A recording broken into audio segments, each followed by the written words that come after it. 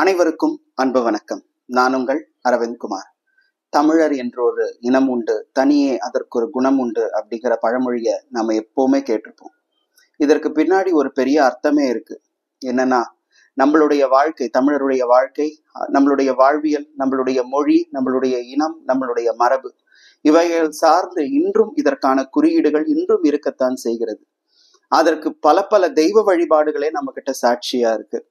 உதாரணமாக, அதிகமாக பெண் தெய்வ வழிபாடு நடக்கக்கூடிய இடமாக தமிழ்நாடு இருக்கிறது. இதை யாருமே மறுக்க முடியாது.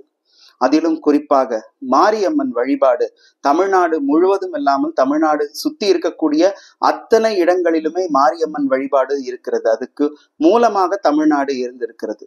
இன்னும் சொல்லணும்னா, நம்மளுடைய தமிழர்கள் அயல் நாடுகளுக்கு சென்றாலும் அங்க மாரியம்மனை கொண்டு போக மறந்ததே கிடையாது. சமீபத்துல நீயா நானா அப்படிங்கிற ஒரு நிகழ்ச்சியில புலம்பெயர்ந்து வாழக்கூடிய தமிழர்களுடைய வாழ்க்கையை பத்தி போட்டிருந்தாங்க.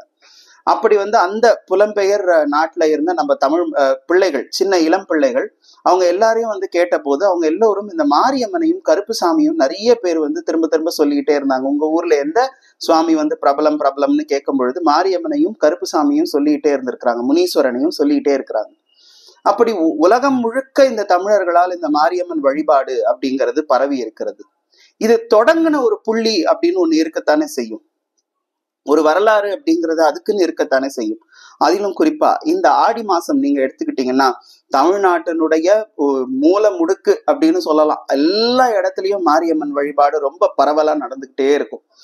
அதிலும் ரொம்ப ரொம்ப குறிப்பா சொல்லணும்னா, கொங்கு நாடு, கோயம்புத்தூர், அதை சுற்றி இருக்கக்கூடிய பகுதிகள் எல்லாம் கொங்கு தேசமா மண்டலமாக திகழக்கூடிய அத்தனை இடங்கள்லயும் தெருவுக்கு தெரு அங்க மாரியம்மன் கோயில்கள் உண்டு. அதிகப்படியான மாரியம்மன் கோயில்கள் கொங்கு தேசத்துல உண்டு. இதற்கெல்லாம் ஒரு காரணம் இருக்கதானே செய்யும். நம்ம நிறைய பேருக்கு என்ன வரலாறு சொல்லப்பட்டிருக்கு அப்படின்னு சொன்னா, மாரியம்மனுடைய வரலாறாக சொல்லப்பட்டிருக்கிற ஒரு வரலாறு ஒண்ணு இருக்கு. நிறைய பேர் ரேணுகா தேவி, ஜமதக்னி முனிவருடைய பத்தினி, பரசுராமருடைய அன்னையான ரேணுகா தேவி தான் மாரியம்மன் அப்படின்னு ஒரு கதை ஒண்ணு சொல்லுவாங்க. இல்ல பராசக்தியின் அம்சமான சீதலா பரமேஸ்வரி தான் மாரியம்மன் அப்படின்னும் ஒரு கதை ஒண்ணு சொல்லுவாங்க. ஆனா இதுக்கு எதற்குமே சாட்சி கிடையாது. இப்ப சொல்றாங்க பாத்தீங்களா, இந்த ரேணுகா தேவி தான் மாரியம்மன் அல்லது சீதலா தேவி தான் மாரியம்மன் சொல்றாங்க பாத்தீங்களா. இதுக்கு எதுக்குமே ஒரு அழுத்தம் திருத்தமான ஆதாரம் அப்படிங்கிறது கிடையாது. பிறகு எங்கிருந்து இந்த மாரியம்மன் வழிபாடு தொடங்குச்சு, பிறகு எப்படி இது ரேணுகா தேவியாகவோ அல்லது சீதலா பரமேஸ்வரியாகவோ இணைக்கப்பட்டது அப்படின்னு சொன்னா, அது ஒரு புள்ளியில இணைக்கப்படுகிறது. அதையும் நாம தெளிவா பார்ப்போம். ஆனா அதற்கு முன்னாடி மாரியம்மனுடைய வழிபாடு துவங்குவதற்கு காரணமாக இருந்த இடம் ஒன்று இருக்கு இல்லையா, அதை பத்தி நம்ம விரிவா தெரிஞ்சுக்கணும். நான் ஒவ்வொரு தமிழர்களையும் கைகூப்பி வணங்கி கேட்டுக்கொள்வது என்னன்னா, இந்த காணொலியை முழுசா பாருங்க. உங்களால ரொம்ப நேரம் எங்களால உட்காந்து பார்க்க முடியாதுங்க. ஏன்னா இந்த காணொலி நிஜமாவே பெரிய காணொலியா தான் இருக்க போகுது. எங்களால அவ்வளவு நேரம்லாம் உட்காந்து பார்க்க முடியாதுன்னு சொல்றவங்க ஃபாஸ்ட் ஃபார்வர்ட்லயாவது வச்சு பாருங்க. ஆனா தயவு செஞ்சு பாருங்க. நான் ஏன் சொல்றேன்னா, நம்மளுடைய மரபையும் நம்மளுடைய வழிபாடுகளுக்கு பின்னாடி இருக்கக்கூடிய உண்மையையும் நாமே தெரிந்து கொள்ளாமல் இருந்தால் அது எப்படி?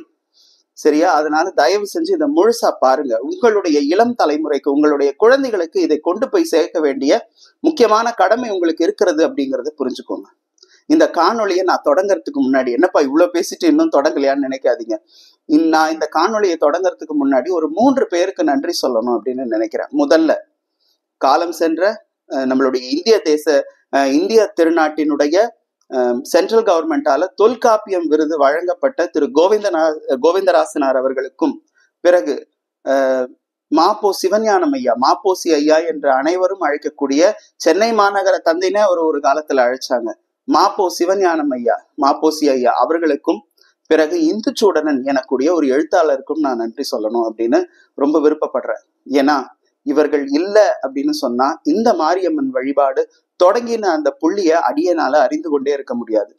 இந்த விஷயத்த நான் தான் முதல் முறையா இந்த யூடியூப் வாயிலாக பதிவு செய்யறேன்னா கிடையாது. இதை பலரும் பல முறை எழுதி இருக்கிறார்கள். அங்குமாக இங்குமாக அதை நேரடியாகவோ அல்லது மறைமுகமாகவோ இந்த விஷயத்த சொல்லி இருக்கிறாங்க, டிஸ்கஸ் பண்ணிக்கிட்டே தான் இருக்கிறாங்க. காலமாக இந்த விஷயம் பேசப்பட்டு கொண்டேதான் இருக்கிறது. மாரியம்மனுடைய வழிபாட்டின் துவக்கம். சரி, இந்த துவக்கம் எங்க இருந்து துவங்குகிறது அப்படின்னு பார்த்தா, நம்மளுடைய முதல் காப்பியமாக இருக்கக்கூடிய சிலப்பதிகாரம். அந்த சிலப்பதிகாரத்துலதான் மாரியம்மனுடைய வழிபாடு தொடங்கிறதுக்கான எல்லா ஆதாரங்களும் இருக்கிறது. தமிழர்களாகிய நாம் மழைக்காக ஒரு தெய்வத்தை, மாரி என்று சொல்லக்கூடிய மழைக்காக ஒரு தெய்வத்தை முதலாக இலக்கிய சான்றோடு நாம் வணங்க துவங்கியதற்கான சாட்சி இருக்கக்கூடிய இடம் சிலப்பதிகாரம் தான். அந்த சிலப்பதிகார நாயகியான கண்ணகியினுடைய வழிபாடுதான் இன்றும் மாரியம்மன் வழிபாடாக இருக்கிறது என்று பல அறிஞர்களும் பல சான்றோர்களும் நிரூபிக்கிறார்கள். அதில் குறிப்பாக மாப்போ சிவஞானம் ஐயா அவர் சிலப்பதிகாரம் குறித்து அத்தனை நூல்கள் எழுதியிருக்கிறார். எண்ணிலடங்காத நூல்கள் எழுதியிருக்கிறார். அதை திறனாய்வு செய்திருக்கிறார், அதை ஆய்வு செய்திருக்கிறார். இன்னும் ஏன் கோவிந்தராசனார் ஐயா அவர்களும் சிலப்பதிகாரம் தான் நடந்த உண்மை என்று, அது ஒரு உண்மை கதை என்று இந்த உலகத்துக்கு 17 ஆண்டுகள் அந்த பயணம் முழுவதையும் செய்து சிலப்பதிகாரம் எங்கெங்க எந்தெந்த விஷயங்கள்லாம் நடந்திருக்கு அப்படிங்கறத அந்த இடத்திற்கு நேரடியாக சென்று ஆய்வு செய்து கண்ணகியார் அடிச்சுவட்டில்னு ஒரு புத்தகம் ஒன்று வெளியிட்டிருக்கிறார். அந்த புத்தகத்திலும் இதை பற்றி மிக ஆழமாக பேசியிருக்கிறார். கண்ணகி, அவளை பத்தி சொல்லணும்னா நிறைய சொல்லிக்கிட்டே இருக்கலாம். பொதுவாக மண்ணுலகத்தில் பிறந்தவர்கள் தெய்வத்திற்கு சமமாக வைக்கப்படுவது எப்போது? நம்மளுடைய வள்ளுவருடைய திருக்குறளே அதற்கு சான்றா இருக்கு. வையத்துள் வாழ்வாங்கு வாழ்வார், வானுரையும் தெய்வத்தில் வைக்கப்படும் என்று ஒரு திருக்குறள் ஒண்ணு இருக்கு. இந்த உலகத்துல வாழ்வாங்கு வாழ்ந்தவர்கள் தான் நம்ம தெய்வமாக வணங்குகிற வழக்கம். அந்த மாதிரிதான் நிறைய தெய்வ வழிபாடுகள் இன்றும் நம்மிடையே இருக்கிறது. மனிதர்களாக பிறந்து நம்மோடையே வாழ்ந்து நமக்காக ஏதோ ஒரு காலகட்டத்தில் தியாகம் செய்தவர்கள் அல்லது உயிர் விட்டவர்கள் என்று பலரையும் வணங்கக்கூடிய மரபாகவே இந்த தமிழ் மரபு என்பது திகழ்கிறது. அவர்களுக்காக ஏற்படுத்தப்பட்ட நடுகர்கள் பின்னாட்களில் கோயில்களாக மாற்றப்பட்ட வரலாறும் இந்த தமிழ்நாட்டில் அதிகமாக இருக்கிறது. நீங்க அதுல ஒரு விஷயத்தை நீங்க கவனிங்க. வள்ளுவர் என்ன சொன்னார்? வையத்துள் வாழ்வாங்கு வாழ்ந்தார் அப்படின்னா நிறைய பேர் என்ன நினைச்சிட்டு இருக்கிறாங்க, இந்த உலகத்துல நல்லபடியா சந்தோஷமா மகிழ்ச்சியா வாழ்ந்தவங்க அத்தனை பேரும் வானுரையும் தெய்வமாக வைக்கப்படுவார்கள். அதற்கு அது அர்த்தம் அல்ல. உண்மையாகவே வையத்துள் வாழ்வாங்கு வாழ்வதுன்னா என்ன தெரியுமா? வாழ்க்கை ரொம்ப சுலபமானதெல்லாம் அதுல, அது ரொம்ப கஷ்டமானதுதான். அந்த கஷ்டமான சூழ்நிலையும் தன்னுடைய அறத்தை மீறாமல் வாழ்ந்தவர்கள் தான் உண்மையிலே வையத்துள் வாழ்வாங்கு வாழ்ந்தவர்கள்.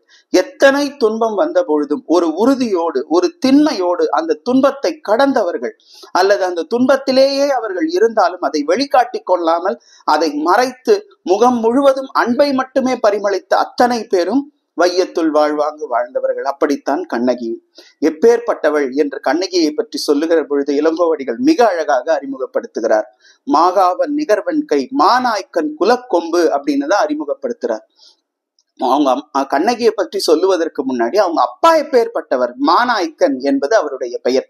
காவிரி பூம்பட்டினத்திலே பூம்புகாரிலே பெரும் குடி வணிகர், பெரும் செல்வந்தர். அந்த மாநாய்க்கனுடைய குலக்கொம்பு, நிகர்வன்கை மாநாய்க்கன் குலக்கொம்பு.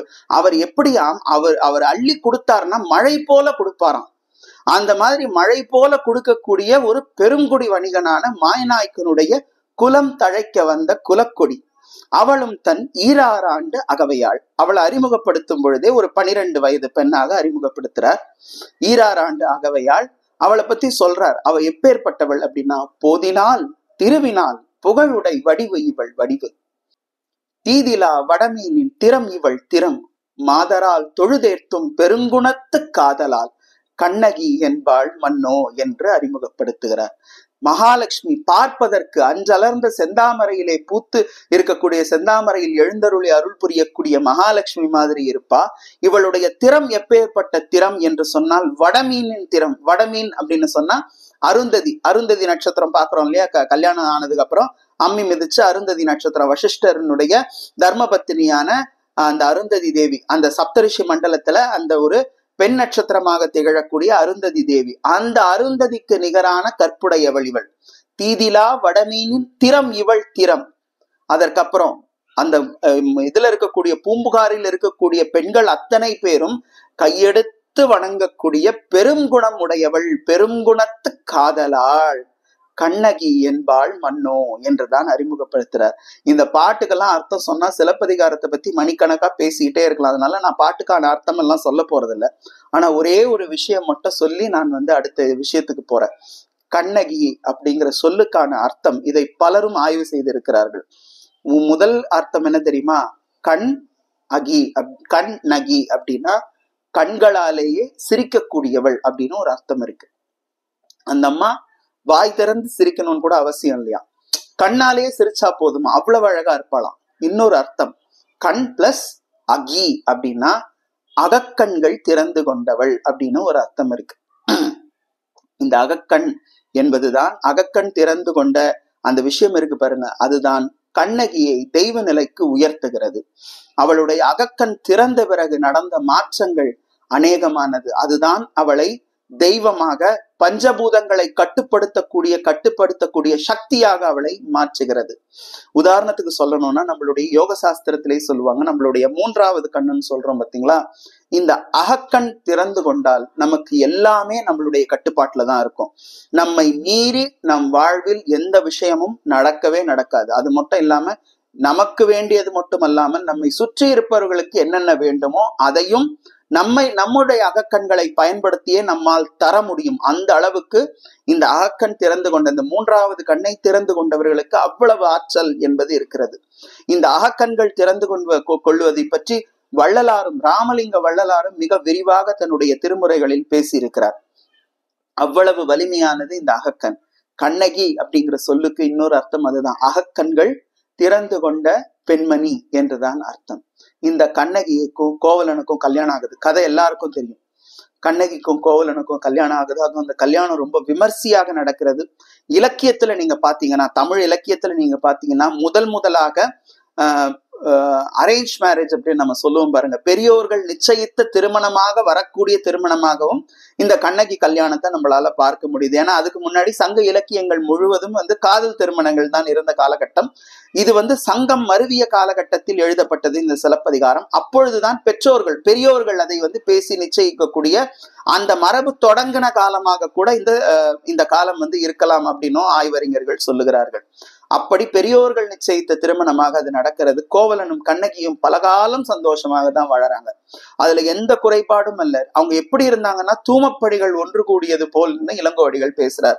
ஒரு ஆண் நாகமும் பெண்ணாகமும் ஒன்று சேர்ந்து மகிழ்ச்சியோடு சந்தோஷமா இருந்ததுன்னா, இணை பிரியாமல் இருந்ததுன்னா எப்படி இருக்குமோ அப்படித்தான் அவர்கள் இருவரும் இருந்திருக்கிறார்கள். கண்ணகி வாழ்ந்த வீடே 7 அடுக்கு மாடி அப்படிங்கிறார். அதுல நடு மாடி 4வது மாடியில தான் அவங்களுடைய பெட்ரூமே இருந்திருக்கு, பள்ளி அறை என்பதே இருந்திருக்கு. அவ வீட்டை விட்டு வெளியிலேயே வந்தது இல்லையாமா. கண்ணகி வண்ண சீரடி மண்மகள் அறிந்திலல் அப்படின்னு சொல்றாரு. ஏன்னா அவளுடைய பாதம் வீட்டை விட்டு வெளியிலேயே வந்தது இல்லையா. மண்மகள்னா யாரு? பூமாதேவிக்கு அவளுடைய கால் எப்படி இருக்கும்னே தெரியலையா. அவ்வளவு வசதியாக வாழ்ந்த கண்ணகி. காலங்கள் மாறுகிறது, காட்சிகள் மாறுகிறது. மாதவி அப்படிங்கிற ஒரு கலையரசி பூம்புகார்ல அவளுடைய அரங்கேற்றம் நிகழ்கிறது. அந்த அரங்கேற்றத்துக்கு போன கோவலன் அவளோட போயிடுறான். அதுக்கப்புறம் இந்த இடத்துல நான் இன்னொரு விஷயத்தையும் நான் சொல்லணும் அப்படின்னு ஆசைப்படுறேன். மாதவியை பற்றி இன்னும் பலருக்கும், சிலப்பதிகாரம் படிக்காத பலருக்கும் இன்னும் தவறான கருத்து தான் இருக்கிறது. இவள் கண்ணகியினுடைய வாழ்க்கையை தட்டி பறித்தவள் அப்படிங்கிற இன்னும் ஒரு பழி மாதவி மேல இருந்துட்டு தான் இருக்கு. ஆனா உண்மையிலேயே சிலப்பதிகாரத்தை எடுத்து வாசிக்கும் பொழுதுதான் தெரிகிறது மாதவி எப்பேற்பட்ட குணமுடையவள் அப்படிங்கிறது. இளங்கோவடிகள் அந்த பெண்மணியை அறிமுகப்படுத்துறார். யாரு? மாதவியை அறிமுகப்படுத்துறார். அவருடைய பண்பை பார்த்து நான் உண்மையிலேயே வியந்து போயிட்டேன். அவளை அறிமுகப்படுத்தும் பொழுது எப்படி தெரியுமா அறிமுகப்படுத்துறார்? பிறப்பில் குன்றா பெருந்தோள் மடந்தை அப்படின்னு. யார? மாதவிய. என மாதவி பிறந்தது ஒரு கணிகையர் குலத்தில். அந்த குலம் பெண் வழி சமூகத்தை கொண்ட குலம் தான். அங்க ஆண்களுக்கு வேலையே கிடையாது. எல்லோருக்கும் அதை பத்தி நல்லாவே தெரியும். ஆனா அந்த பெண்மணியை பத்தி தப்பா நம்ம யாரும் மனசுல புரிஞ்சுக்க கூடாது அப்படிங்கிறதுக்காகவே பிறப்பில் குன்றா பெருந்தோள் மடந்தைன்னு சொல்லும் பொழுதே மாதவியினுடைய ஒழுக்கத்தை மட்டுமல்ல, மாதவியினுடைய தாயான சித்ராபதியின் ஒழுக்கத்தையும் அந்த இடத்துல பதிவு செய்கிறார் இளங்கோவடிகள். அப்பேற்பட்ட பெருங்குணமுடையவள் தான் மாதவியும். ஏன்னா அந்த காலகட்டத்துல ஆண்கள் ஒரு கல்யாணத்துக்கு மேல பண்றதெல்லாம் இயல்பாக இருந்த காலகட்டம். ஒரு 2000 வருஷத்துக்கு முன்னாடிலாம் ஆண்கள் 2வது திருமணம் அல்லது 3வது கல்யாணம் அப்படிங்கறது பண்ணிக்கிறதெல்லாம் ரொம்ப இயல்பா இருந்த காலகட்டம். அதை இப்போது நாம் நிகர்த்து கொண்டு அது சரினா இது சரி, இது தப்புனா அது தப்புலாம் பேசக்கூடாது. அந்த காலகட்டம் என்பது வேறு. கோவலன் மாதவியை மணந்ததில் எந்த தவறும் இல்லை அந்த காலகட்டத்து சட்டத்தின் பிரகாரம். ஆனா என்னன்னா, கண்ணகியோடும் மாதவியோடும் அவன் சரிசமமாக வாழ்ந்திருக்கணும். 2 பேரையும் அவன் மகிழ்ச்சியா பார்த்து கொண்டிருக்கணும். அவன் செய்த ஒரே தவறு, மாதவியை கல்யாணம் பண்ணதுக்கு அப்புறம் கண்ணகி அவன் திரும்பியும் பார்க்கல. கண்ணகி பக்கம் அவன் வரவே இல்லை. அப்படி ஒரு வாழ்க்கை இருந்ததையே அவன் மறந்து விட்டான். கோவலன் அந்த விதத்தில் அவன் தவறுதான் செய்கிறான். இன்னும் சொல்லணும்னா கோவலனை பத்தி அவன் ரொம்ப அழகானவங்க, அதுல எல்லாம் ஒரு குறையும் இல்லை. ரொம்ப கலா ரசிகன், அதுலயும் ஒரு குறையும் இல்லை. அதையும் தாண்டி அவனுக்கு ரொம்ப நல்ல குணம் இருக்கிறோம். நிறைய நல்ல குணத்துக்கு இருப்பிடமாக கோவலன் இருக்கிறான். இது எல்லாமே இளங்கோவடிகள் சிலப்பதிகாரத்தில் பதிவு செய்ய மறக்கவே இல்லை. ஏன்னா அவனுடைய நல்ல குணங்களை பத்தி எல்லாம் அவர் நிறைய பேசுறார் சிலப்பதிகாரத்துல. இதை பத்தி நம்ம இன்னும் நம்ம டீட்டெயிலா பேசலாம், நிறைய விஷயங்கள் நம்ம சொல்லலாம். ஆனா நம்மளுடைய இன்றைய காணொளியின் இலக்கு மாரியம்மன் வழிபாட்டின் துவக்கம். அதனால நான் அதெல்லாம் ரொம்ப போகாம நேரடியாக விஷயத்துக்கு போலாம். நாம பிறகு மாதவிக்கும் கோவலனுக்கும் ஒரு சுணக்கு என்பது ஏற்படுகிறது. அதுவும் பூம்புகாரில இந்திர விழா நடக்கும் பொழுது ஒரு சுணக்கு ஏற்படுகிறது. அதுக்குள்ள அவங்களுக்கு குழந்தைலாம் பிறந்துடுது. குழந்தை பிறக்குது. அந்த குழந்தைக்கு கோவலனுடைய குலதெய்வமான மணிமேகலையினுடைய பேரே வைக்கிறாங்க. இங்க பாருங்க, குலதெய்வ வழிபாட்டையும் சிலப்பதிகாரம் எப்படி வலியுறுத்துது பாருங்க. அவனுக்கு ஒரு பெண் குழந்தை பிறக்கிறது. அந்த பெண் குழந்தைக்கு அவன் என்ன பண்றான், அவனுடைய குலதெய்வமான மணிமேகலா தெய்வம், மணிமேகலை அப்படிங்கிறது அவனுடைய குலதெய்வத்தின் பெயர். கடல் கன்னி அம்மன் இன்னைக்கு நாம கும்பிடுறோம் பாருங்க. அந்த கடல் கன்னி அம்மனுக்கு ஆதி பெயர் என்ன தெரியுமா? மணிமேகலா தெய்வம் என்பதுதான். அந்த மணிமேகலை தெய்வத்தின் பெயரையே தன்னுடைய குழந்தைக்கும் அவன் சூட்டி குலதெய்வத்தின் சிறப்பு என்பது என்ன என்றும் சிலப்பதிகாரம் இந்த இடத்திலே நமக்கு பதிவு செய்கிறது. பிறகு அவர்களுக்கு ஒரு சுணக்கு வருது. போனவன் மீண்டும் கண்ணகியினிடம் வருகிறான். இந்த இடத்துல இன்னொரு விஷயத்தையும் நீங்க நல்லா கவனிக்கணும். கோவலன் பிரிந்து சென்ற பிறகு அது ஒரு பெரும் துயரம் தான். ஆனால் கண்ணகி எந்த இடத்திலையும் அந்த துயரத்திற்காக கத்தி கதறி கூப்பாடு போட்டு தன்னுடைய கணவனை மீட்டுக்கிட்டு வந்தாலே ஆச்சுன்னு போய் நிக்கவே இல்லை. இதையும் கூட இன்று இருப்பவர்கள் பலரும் விமர்சிக்கிறார்கள். நியாயமா கண்ணகி அதை செஞ்சுதானே இருக்கணும். இன்னைக்கு இருக்கிற பெண்கள் பெரும்பாலும் அதை செய்யத்தானே செய்வார்கள். ஆம், செய்யத்தான் செய்வார்கள். ஆனால் அந்த காலகட்டத்துல நான் நினைப்பது அதுதான். கண்ணகிக்கு ஒரு உறுதி இருந்தது. என்ன தெரியுமா? அன்பை கூட யாசகமாக ஒரு காலத்திலும் கேட்டுவிடவே கூடாது. அதிலும் குறிப்பாக தன் கணவன் கிட்ட கூட தனக்கான உரிமையான அன்புதான் அது. தன்னுடைய உரிமையை கூட கேட்காமல் ஒரு உறுதியோடு இருந்த திறம் கண்ணகியினுடைய திறம். அது உண்மையிலேயே வியப்புக்குரியதுங்க. சாதாரணமான விஷயம் அல்ல. அவளுக்கு அங்க உரிமை இருக்கு. அவ போய் அவங்க சண்டை போட்டிருந்தா அது ஒரு பெரும் பிரச்சனையே இல்லை. இல்லாட்டி தன்னுடைய அப்பா வீட்டு ஆட்களை அனுப்பி இருக்கலாம், மாமனார் வீட்டு ஆட்களை அனுப்பி இருக்கலாம். ஆனா கண்ணகி ஒரு இடத்தில் முடிவு செய்திருக்க கூடும். இது சிலப்பதிகாரத்தில் சொல்லப்பட்டிருக்கிறதா அப்படின்னு கேட்டா கிடையாது. ஏன்னா புலவர்கள் பல சமயத்திலே இலக்கியங்களை படைக்கிற பொழுது சொல்லப்பட்ட பகுதி சொல்லப்படாத பகுதிகள் என்று சில விஷயங்களை வைப்பாங்க. அதில் இந்த விஷயம் சொல்லப்படாத விஷயம்தான், அதை நம்மளுடைய கற்பனைக்கு விட்டு விடுவார்கள். எனக்கு ஒரு விஷயம் தோணுது, எந்த இடத்திலும் கண்ணகி அழுததாக ஒரு இடத்துல கூட சிலப்பதிகாரத்துல பதிவு கிடையாது. அவள் வருத்தப்பட்டாள், துன்பப்பட்டாள், அவள் துவண்டாள். ஆனால் கணவன் கிட்ட போய் நின்று தனக்கான உரிமையை நிலைநாட்டியே தீருவேன் என்று ஒரு காலத்திலும் அன்பை அவள் யாசகமாக போய் கேட்கவே இல்லை. அந்த விஷயத்தில் கண்ணகி உண்மையிலேயே போற்றப்பட வேண்டியவள். இன்று நிறைய விஷயங்கள் நாட்டுல நடக்கிறது. ஒரு ஆண் தன்னுடைய மனைவியை விட்டு இன்னொரு பெண்ணோடு போய் போற பொழுது பல பெண்கள் அந்த கணவனை மீட்டுக்கொண்டே வந்தாக வேண்டும் என்று போராடி கொண்டிருக்கிறார்கள். அது தவறுன்னு சொல்ல மாட்டேன். ஆனா இதுல ஒரு விஷயத்த நீங்க யோசிங்க. நீ என்னடா, உனக்காக நான் என்னடா உன்னுடைய வாசல்ல நிக்கிறது, என்னுடைய பெருமை தெரியாத நீ எல்லாம் எனக்கு ஒரு கணவனான ஒரு பொண்ணு முடிவு பண்ணா அப்படின்னு சொன்னா அதுவும் தப்பு இல்லை தானே? அதுவும் தப்பு இல்லை தானே? அது அந்த பெண்ணுடைய சுயமரியாதை, அது அந்த பெண்ணுடைய சுய கௌரவம். இந்த இடத்தில் உண்மையிலேயே கண்ணகி என்னுடைய கண்ணுக்கு சுயமரியாதையின் உச்சமாகத்தான் தெரிந்தாள். போன கணவன் மீண்டும் வருகிறான். வருகிறதுக்குள்ள கூட நிறைய விஷயங்கள் நடக்கிறது. அவள் படுகிற துன்பத்தை பார்த்து அவளுடைய தோழியான தேவந்தி சொல்றா, நம்ம ஊர்ல சோமகுண்டம் சூரியகுண்டம்னு ஒரு இடம் இருக்கு, இன்னைக்கும் இருக்குங்க. பூம்புகார்ல இந்த சோமகுண்டமும் சூரியகுண்டமும் இன்னைக்கும் இருக்கு. எங்க தெரியுமா இருக்கு? திருவெண்காடு ஸ்வேதாரண்யேஸ்வரர் திருக்கோயில் இருக்கு பாத்தீங்களா? அந்த திருக்கோயிலில் தான் அந்த சோமகுண்டமும் சூரியகுண்டமும் இன்னும் இருக்கு. அதுல போய் நீராடி விட்டு அங்கே இருக்கக்கூடிய காமவேல் கோட்டத்து காமதேவனை போய் வணங்கு, போன உன் புருஷன் திரும்ப வருவான் அப்படின்னு சொன்ன பொழுது கண்ணகி சொன்ன வார்த்தை பீடன்று அப்படிங்கிற வார்த்தை. என்ன தெரியுமா அந்த அம்மா சொல்றாங்க? பீடன்றுனா என்ன தெரியுமா? அது எனக்கு சிறப்பு இல்லை. நான் என்ன போய் சாமியை கும்பிட்டு அதன் மூலமா கடவுளுடைய அருள் பெற்று என்னுடைய கணவன் மீண்டும் வரணும், என் கணவன் எனக்காக மீண்டும் வரணும், அதனால் அதை நான் அந்த பரிகாரத்தை ஒருபோதும் நான் செய்ய மாட்டேன் என்று மறுத்து விடுகிறாள் கண்ணகி பீடன்று என்று. அப்பேற்பட்ட திறம் கண்ணகி, அப்பேற்பட்ட அழுத்தம் கண்ணகிக்கு இருந்தது. இந்த இடத்துல கற்பு அப்படிங்கிற ஒரு சொல்லுக்கான அர்த்தத்தை நாம கொஞ்சம் விரிவா நம்ம பார்க்கணும். கற்பு அப்படின்னா என்ன தெரியுமா அர்த்தம்? அது உடல் சார்ந்த விஷயம் அல்ல, அது உள்ளம் சார்ந்த விஷயம். கற்பு என்ற சொல்லுக்கான அர்த்தம் உறுதி என்பது உறுதிப்பாடு அப்படிங்கிறது தான் அதுக்கான அர்த்தம். உறுதியோடு இருக்கிற யாரையுமே கற்புடையவர் என்றுதான் அழைப்பார்கள். அதில் எல்லா விஷயத்துக்கும் அந்த கற்புங்கிற வார்த்தையை பயன்படுத்திக்கலாம். ஆண்களுக்கும் அதை பயன்படுத்தலாம். கற்புங்கிறது பொதுவான விஷயம். அதனால்தானே பாரதியார் சொன்னார், கற்புங்கிறது பொதுவான விஷயம், அதை ஆணுக்கும் பெண்ணுக்கும் பொதுவில் வைப்போம் அப்படின்னு சொன்னார். உறுதி, கண்ணகியிடம் இருந்த அந்த உறுதிதான் அவளை கற்புடை தெய்வமாக இன்று வரை நம்மை வணங்க வைத்துக் கொண்டிருக்கிறது. அப்பேற்பட்ட உறுதி உடைய கண்ணகியை கோவலன் சந்திக்கிறான். சந்திக்கும் பொழுது கண்ணகியினுடைய கோலத்தை அவன் பாக்குறான். வாடி போயிருக்கிறாள் கண்ணகி. இருந்த செல்வம் முழுவதும் தொலைந்து விட்டது. அவள் கால்களிலே 2 சிலம்பு அணிந்திருக்கிறார். அந்த சிலம்பு மட்டும்தான் இருக்குது. ஓ, புருஷன் எல்லாத்தையும் தொலைச்சிட்டு வந்துட்டாரா, இருக்கிறதையாவது கொடுப்போம், சிலம்புல கொல்மின் அப்படிங்கிறார். பிறகு கோவலன் என்ன பண்றான், நடந்த அத்தனை விஷயமும் கோவலன் சொல்றான், என்ன ஆச்சு ஏதாச்சுங்கிறதெல்லாம் சொல்லி, இனிமே நாம இந்த பூம்புகாரில் வாழ வேண்டாம். உன்னை பிரிந்து பல காலம் இறந்து விட்டேன் கண்ணகி. இனி உன்னை ஒரு காலத்திலும் நான் பிரிய போவதில்லை. இனி நாம் புதிதாக நம்மளுடைய வாழ்க்கையை தொடங்கணும். இனி நம்ம புதிதாக நம்மளுடைய நிலையை இந்த இடத்துல நிலைநாட்டணும். அதற்கு நாம இந்த ஊர்லயே இருந்தா நம்மளை யாரும் வளர விட மாட்டாங்க. ஏன்னா சுற்றி இருப்ப அத்தனை பேரும் என்னுடைய தவறை சுட்டி காட்டி கொண்டே இருந்தால் என்னால் வளர முடியாது. அதனால வா, நம்ம மதுரைக்கு போலாம். இதெல்லாம் எப்ப நடக்குது? ஒரு இரவுக்குள்ளே இத்தனை விஷயமும் நடக்குது. அவளுடைய மனைவியை அழைத்து கொண்டு, கோவலன் மனைவியை அழைத்து கொண்டு பூம்புகார் நகரத்தை விட்டு போகிறான். போகிற பொழுது பூம்புகாரில் இருக்கக்கூடிய அத்தனை தெய்வத்தையும் வணங்கி விட்டு செல்கிறார்கள்.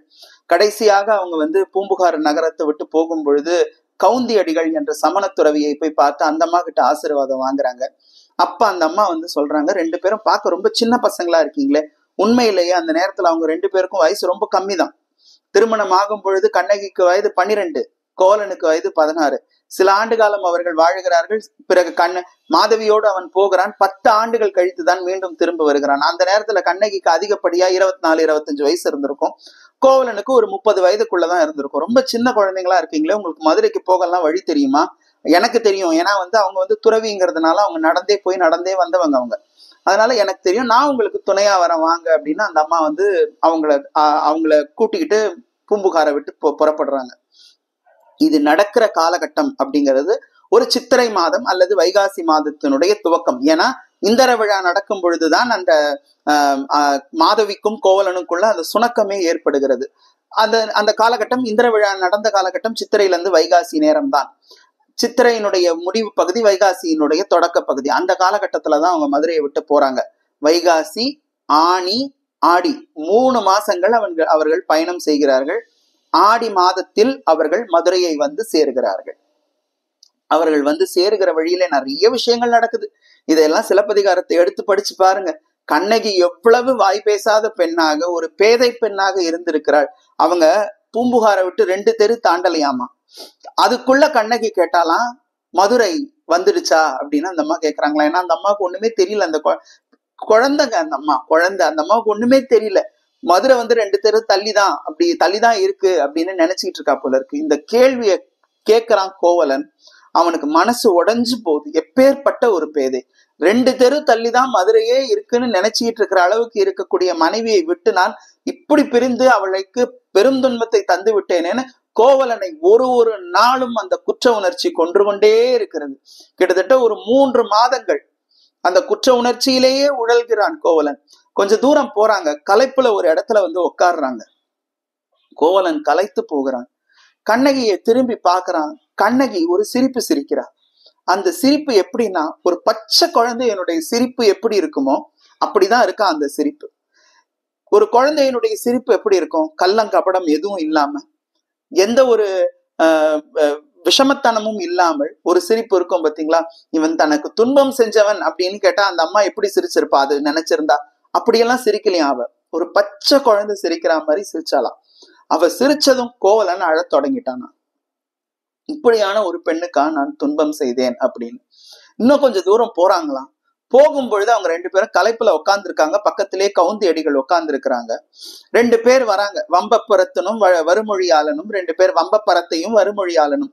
ஒரு ஆணும் பெண்ணும் வராங்க. ஒழுக்கம் இல்லாத ஆணும் பெண்ணும். அதுதான் அவர் வம்பப்பரத்தையும் வருமொழியாளனும்னு பதிவு செய்கிறார் இளங்கோவடிகள். 2 பேரும் வந்தவங்க கவுந்தி அடிகளை பார்த்து கேட்கறாங்க, யார் இந்த 2 பேரும் அப்படின்னு சொல்லி கேட்கறாங்க. இவங்க என்னுடைய குழந்தைங்க அப்படின்னு.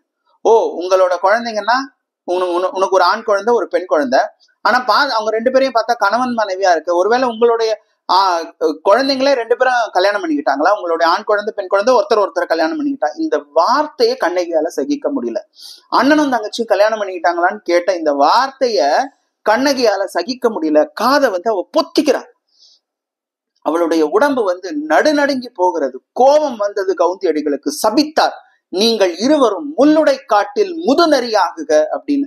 முள்ளு இருக்கிற காட்டுல வயசான 2 நரிகளா போங்க, நல்ல நரியா போங்க, இல்ல வயசான நரிகளா போங்க, அதுவும் முள்ளுடைய காட்டுல போங்க.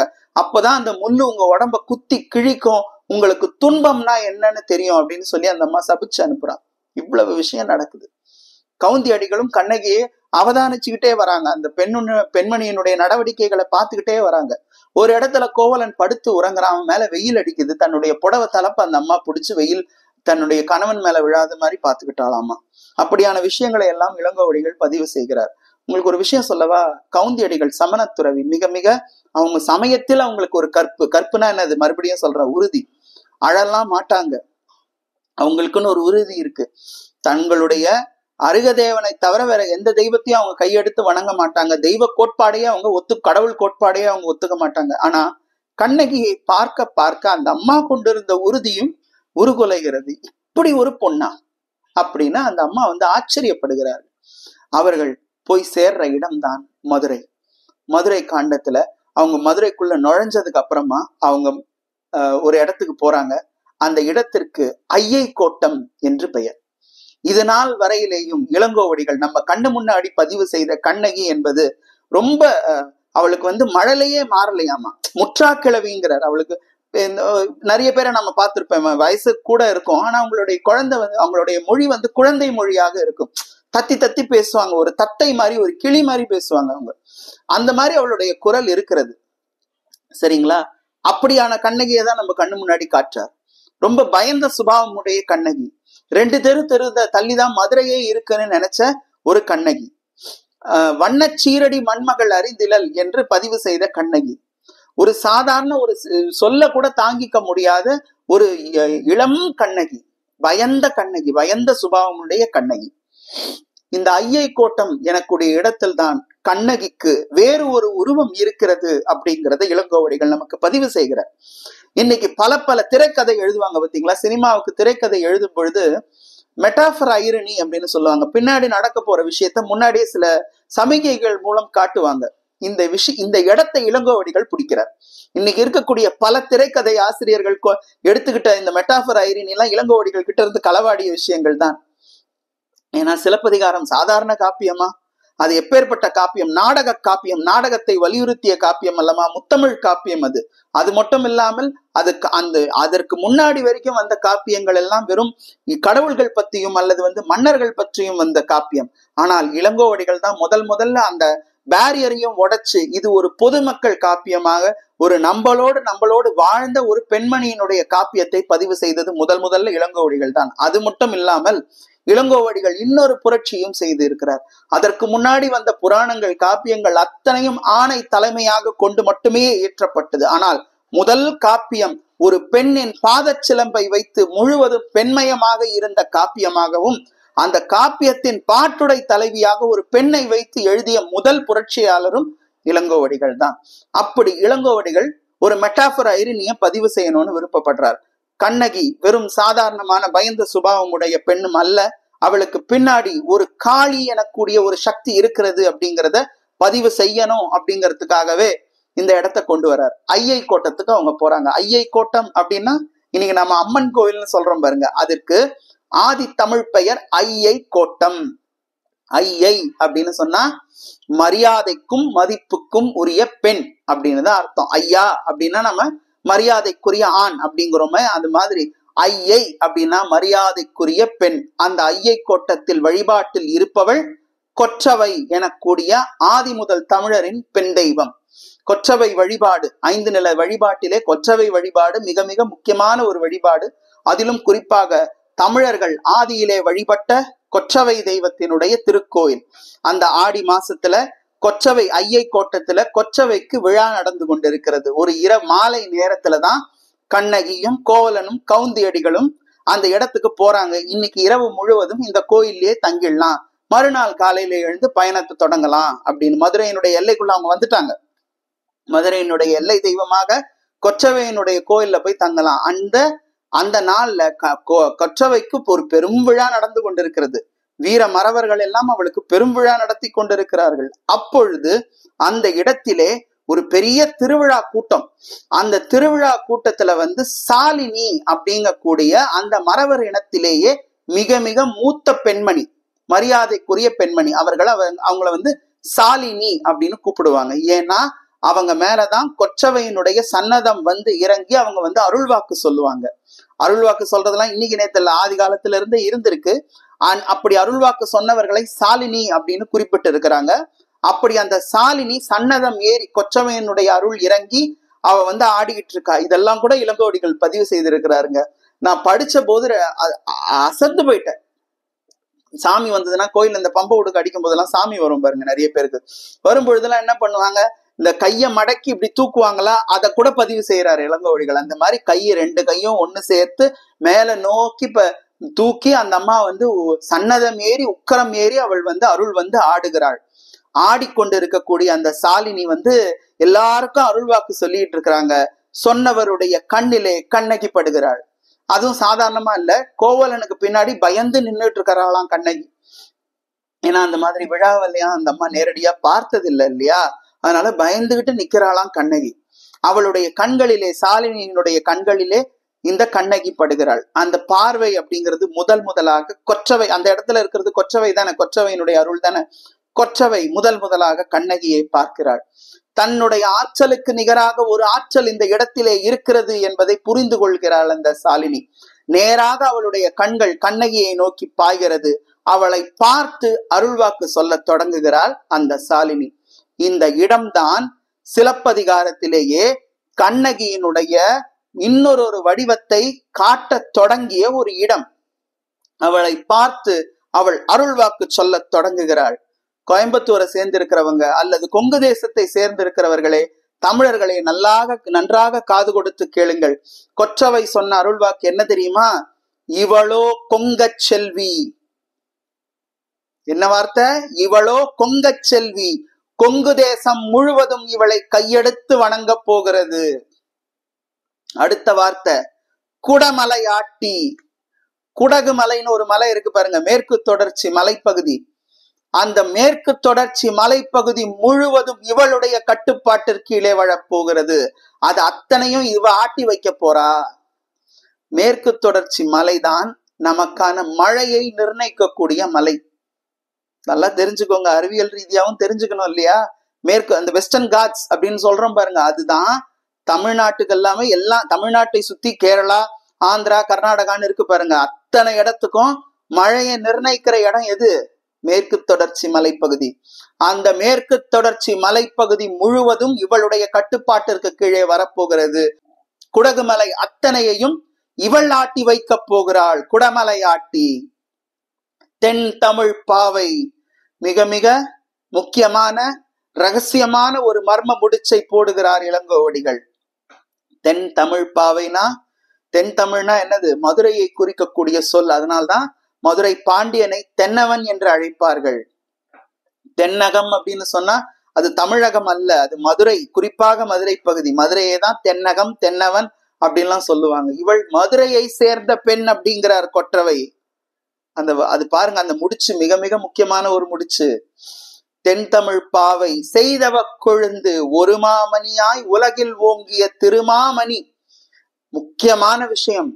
இவளோ கொங்கச் செல்வி குடமலையாட்டி தென் தமிழ் பாவை செய்தவ கொழுந்து ஒரு மாமணியாய் உலகில் ஓங்கிய திருமாமணி. இந்த உலகமே இவளை கையெடுத்து வணங்க போகிறது. இந்த அருள்வாக்க கேட்டதும் கண்ணகி பயந்துட்டாளாம். என்னை பத்தி பெரியாத்தா ரொம்ப கூடுதலா சொல்றாங்க. பேதுர உரைத்தனள் மூதறிவாட்டின்னு சொல்லிட்டு கணவன் பின்னாடி போய் ஒளிஞ்சுக்கிட்டாளாம். இந்த இடத்துலதான் இளங்கோவடிகள் நமக்கு இவள் தெய்வமாக போகிறாள் அப்படிங்கிற விஷயத்தையே பதிவு செய்கிறார். கொங்கு தேசம் முழுவதும் இவளை கையெடுத்து வணங்க போகிறது. மழையை நிர்ணயிக்கக்கூடிய மேற்கு தொடர்ச்சி மலைப்பகுதி முழுவதும் இவளுடைய ஆட்சிக்கு கீழே வரப்போகிறது. குறிப்பாக மதுரையிலே இவளுக்கு ஒரு மிகப்பெரிய மாற்றம் நிகழப் போகிறது. மதுரையின் பெண் தெய்வமாகவும் இவள் திகழப் போகிறாள் என்று வரிசையாக கொச்சவை மூலம் இளங்கோவடிகள் நமக்கான விஷயத்தை பதிவு செய்கிறார். பிறகு உள்ள போறாங்க, மதுரைக்குள்ள போறாங்க. போனதும் கவுந்தி அடிகள் மாதரி அப்படிங்கிற ஒரு இடைக்குல பெண்கிட்ட இவங்களை அடைக்கலப்படுத்திட்டு கவுந்தி அடிகள் ஒரு விஷயம் சொல்றாங்க. சிலப்பதிகாரத்தில் நாம் சிரமேல் வைத்து கொண்டாடப்பட வேண்டிய இன்னொரு பகுதி. நான் சொன்ன பார்த்தீங்களா, அந்த அம்மா அருகதேவனை தவிர வேற எந்த தெய்வத்தையும் அவங்க கும்பிட மாட்டாங்க. அது மட்டும் இல்லாம தெய்வ கோட்பாடையே அவங்க மறுப்பாங்க. அவங்களுக்கு இந்த மனுஷங்களுக்கு இருக்கிற மாதிரியான சாதாரண உணர்ச்சிகள்லாம் அவங்களுக்கு இருக்காது. ஆனா அத்தனை நாட்கள் கண்ணகியினுடைய திறமையையும் அவளுடைய நிதானத்தையும் பார்த்த அந்த கவுந்தி அடிகள் சொல்லுகிறார், இவளோ மங்கள மடந்தை அப்படிங்கிறார். இவளை மாதிரி ஒரு தெய்வத்தை நான் இந்த உலகத்திலேயே பார்த்ததில்லை. இவளை போல ஒரு பெண் தெய்வத்தை நான் பார்த்ததில்லை. இவள் வண்ண சீரடி மண்மகள் அறிந்திலல் மாதரி. இவளுடைய கால் எப்படி இருக்கும்னு கூட பூமாதேவிக்கு தெரியாது. அப்பேற்பட்ட பெரிய வீட்டு குழந்தை என்னோட நடந்து வந்திருக்கா. இவளை கூட்டு போய் பத்திரமா பாத்துக்கோங்க. மங்கள மடந்தையை நன்னீர் ஆட்டுங்கள். இவள் ரொம்ப நாள் நடந்து வந்ததுனால இவ களைச்சு போய் வந்திருக்கா. மங்கள தேவியாக இருக்கக்கூடிய இவளுக்கு எல்லாருமா உங்களுடைய ஆயர்குல பெண்கள்லாம் எல்லாருமா சேர்ந்து அவளை நல்ல குளிப்பாட்டி நல்ல ஆடைகள் கொடுத்து அவளுக்கு உபச்சாரம் பண்ணுங்கன்னு சொன்ன பொழுது அந்த மாதரி அப்படிங்கிற அந்த இடைக்குல பெண்மணி அவர்கள் இருவரையும் தன்னுடைய குழந்தைகளாக ஏற்றுக்கொண்டு தங்களுடைய இடத்துக்கு கூட்டிட்டு போறாங்க.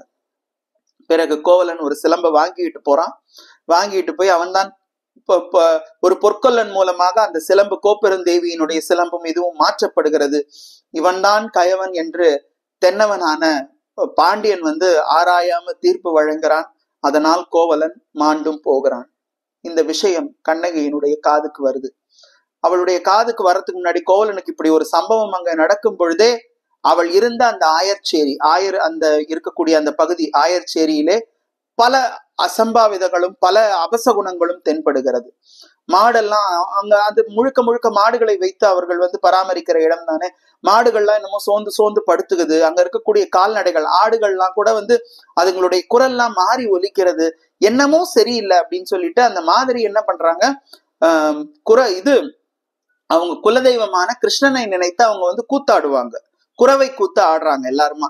சரி, அப்படி நடந்து நம்ம கண்ணனை நம்மளுடைய குலதெய்வமான கண்ணபிரான வணங்கினா இதெல்லாம் மாறும் அப்படின்னு சொல்லிட்டு அவங்க இது பண்றாங்க. அப்போ நான் கோயிலுக்கு போயிட்டு வரேன், நீங்க இந்த குறவை கூத்தை இங்க நடத்துங்கன்னு சொல்லிட்டு கிருஷ்ணன் கோயிலுக்கு அவங்க கிளம்பி போயிடுறாங்க. கண்ணகி உட்கார்ந்து அந்த கூத்தை பார்த்துக்கிட்டே இருக்கிறா. கண்ணனுடைய லீலைகள் முழுவதும் அந்த இடத்திலே பெண்கள்லாம் சேர்ந்து அவனுடைய லீலைகளை எல்லாம் பாடி ஆடி மகிழ்ந்து கொண்டு இருக்கக்கூடிய அந்த நேரத்துலதான் மாதரியின் மூலமாக அந்த விஷயம் கண்ணகியினுடைய காதுக்கு வருது. மாதரிக்கு விஷயம் வருது. உங்க அடைக்கலத்துலதான் இருந்த யாரோ பையனாமே, அந்த பையனுக்கு அரசு தண்டனை கொடுத்து அவனை கொன்னுட்டாங்க, கோவலனை கொன்று விட்டார்கள் என்ற செய்தி மாதரி கிட்ட வருது. அதுக்கப்புறம் மாதரி அந்த விஷயத்த கண்ணகி கிட்ட சொல்றா. சொன்ன பொழுது கண்ணகி அலறி துடித்து மயங்கி கீழே விழறா. எவ்வளவு கனவு அந்த பெண்ணுக்கு இருந்திருக்கும் இல்லையா? கொஞ்சம் நம்ம நினைச்சு பார்க்கணும்.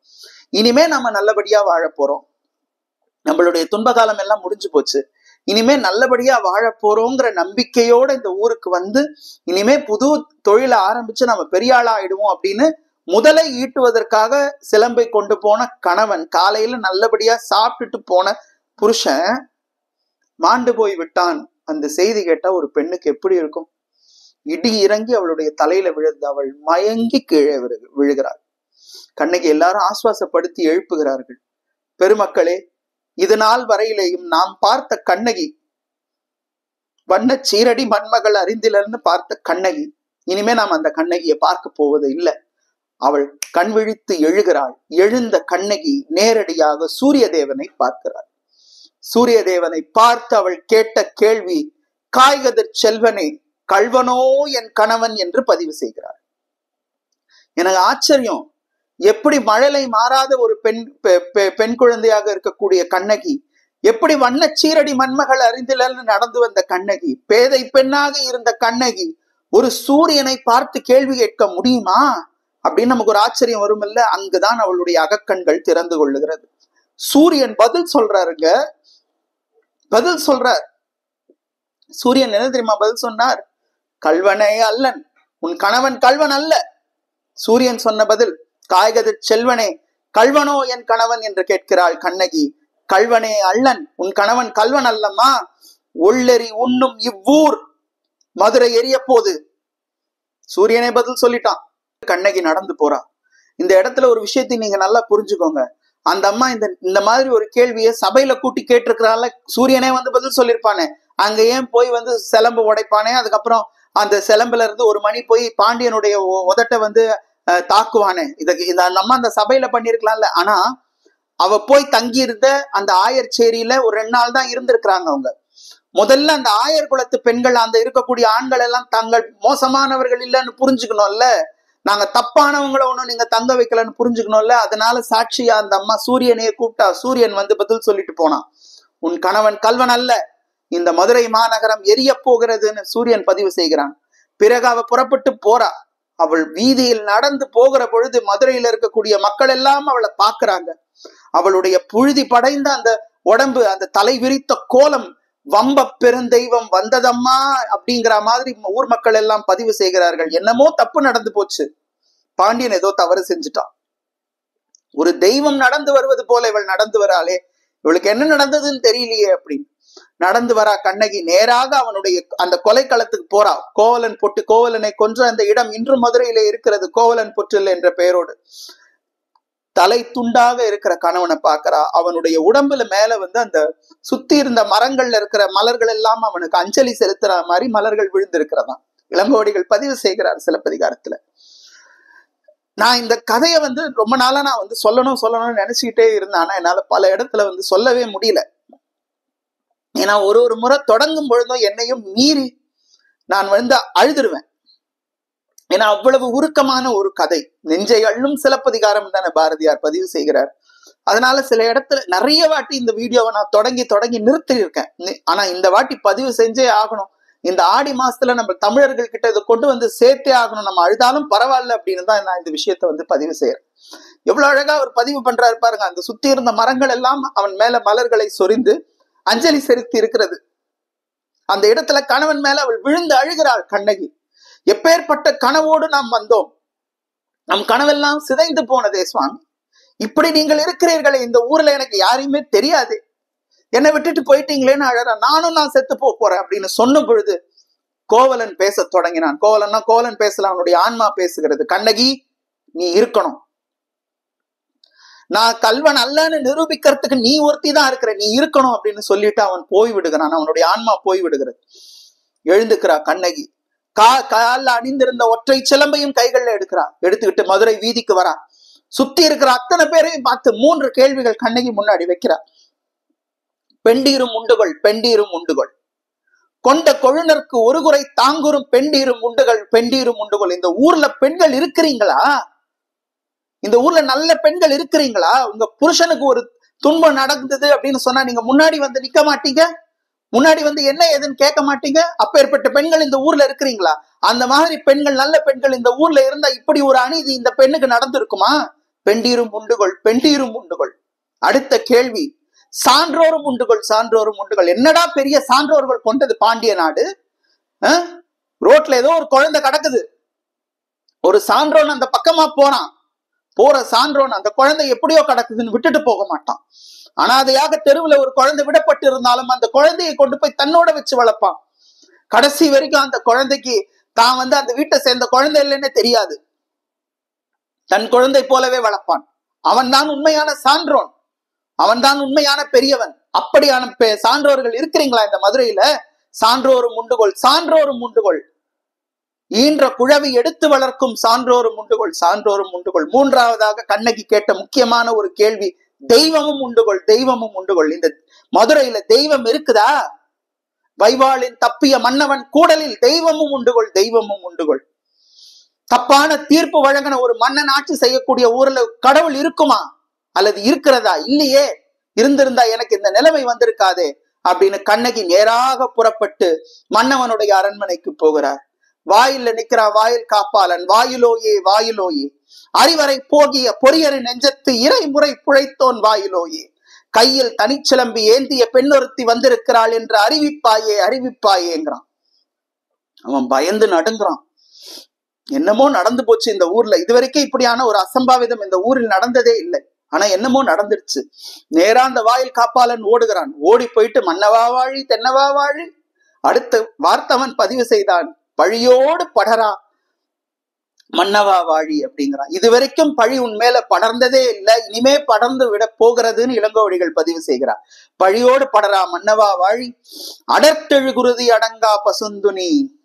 கண்ணகியினுடைய கோலத்தை அவன் வர்ணிக்கிறான். அடர்த்தெழு குருதி அடங்கா பசுந்துணி, பிடர்த்தலை பீடம் ஏறிய மடக்கொடி, அறுவருக்கு இளைய நங்கை இறைவனை ஆணல் கண்டருளிய அணங்கு, வெற்றிவேல் தடக்கை கொச்சவை அல்லல், தாருகன் பேருடல் கிழித்த பெண்ணும் அல்லல், செற்றனல் போலும் செகிர்த்தனல் போலும், பொன்செய் சிலம்பு ஒன்று ஏந்திய கையல், கணவனை இழந்தால் கடையகத்தாளே, கணவனை இழந்தால் கடையகத்தாளே.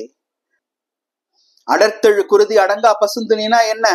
மகிஷாசுரனை கொன்று அவன் சிரத்தை கொய்து அவன் தலை மீது எழுந்து நிற்கக்கூடிய மகிஷாசுர மர்தினி, தாருகன் பேருடலை கிழித்த காளி, அறுவருக்கு இளையவளாக இருக்கக்கூடிய பிடாரி, சிவபெருமானையே தன்னோடு ஆடல் கண்டு அருளிய மகா காளி, இவர்களுக்கெல்லாம் மேலாக ஒரு பொண்ணொருத்தி வந்து நிக்கிறா, கையில ஒரு தனிச்சிலம்ப பிடிச்சிட்டு இருக்கிறான்னு இளங்கோவடிகள் பதிவு செய்கிறார். அவன் மூலம், வாயில் காப்பாளன் மூலம். சரி, வர சொல்லு. வந்து நிக்கிறா, கையில் தனிச்சிலம்பும் புழுதி படர்ந்த உடையும், கைகளில் தனிச்சிலம்பும், கண்களிலே கண்ணீரும். இந்த உருவத்தை பார்க்கிறான் பாண்டியன். இளங்கோவடிகள் சொல்றார், இந்த கோலத்தை பார்த்ததும் கூடலான் கூடாயினான்ட்ட. இத பாதி பார்க்கிறான், பாதி செத்துட்டானா. இந்த உருவத்தை, கண்ணகியினுடைய இந்த வடிவத்தை பார்த்ததும் பாண்டியன் பாதி செத்துட்டான். அவ வாய் திறந்து பேசினான், மீதியும் செத்துட்டான் அப்படின்னு இளங்கோவடிகள் பேசுறார். வந்ததும் அவள கோலத்தை பார்த்ததும் அவன் பாதி செத்து போயிடுறான். என்னமோ நடந்துருச்சுங்க அப்படின்னு முள்ளமா கேக்குறான். அழுதுகிட்டே வந்து நிக்கிறியம்மா, யாருமா நீ அப்படின்னு கேக்குறான். கண்ணகி பேச தொடங்குறார். தேரா மன்னா. யாரு? கண்ணகி.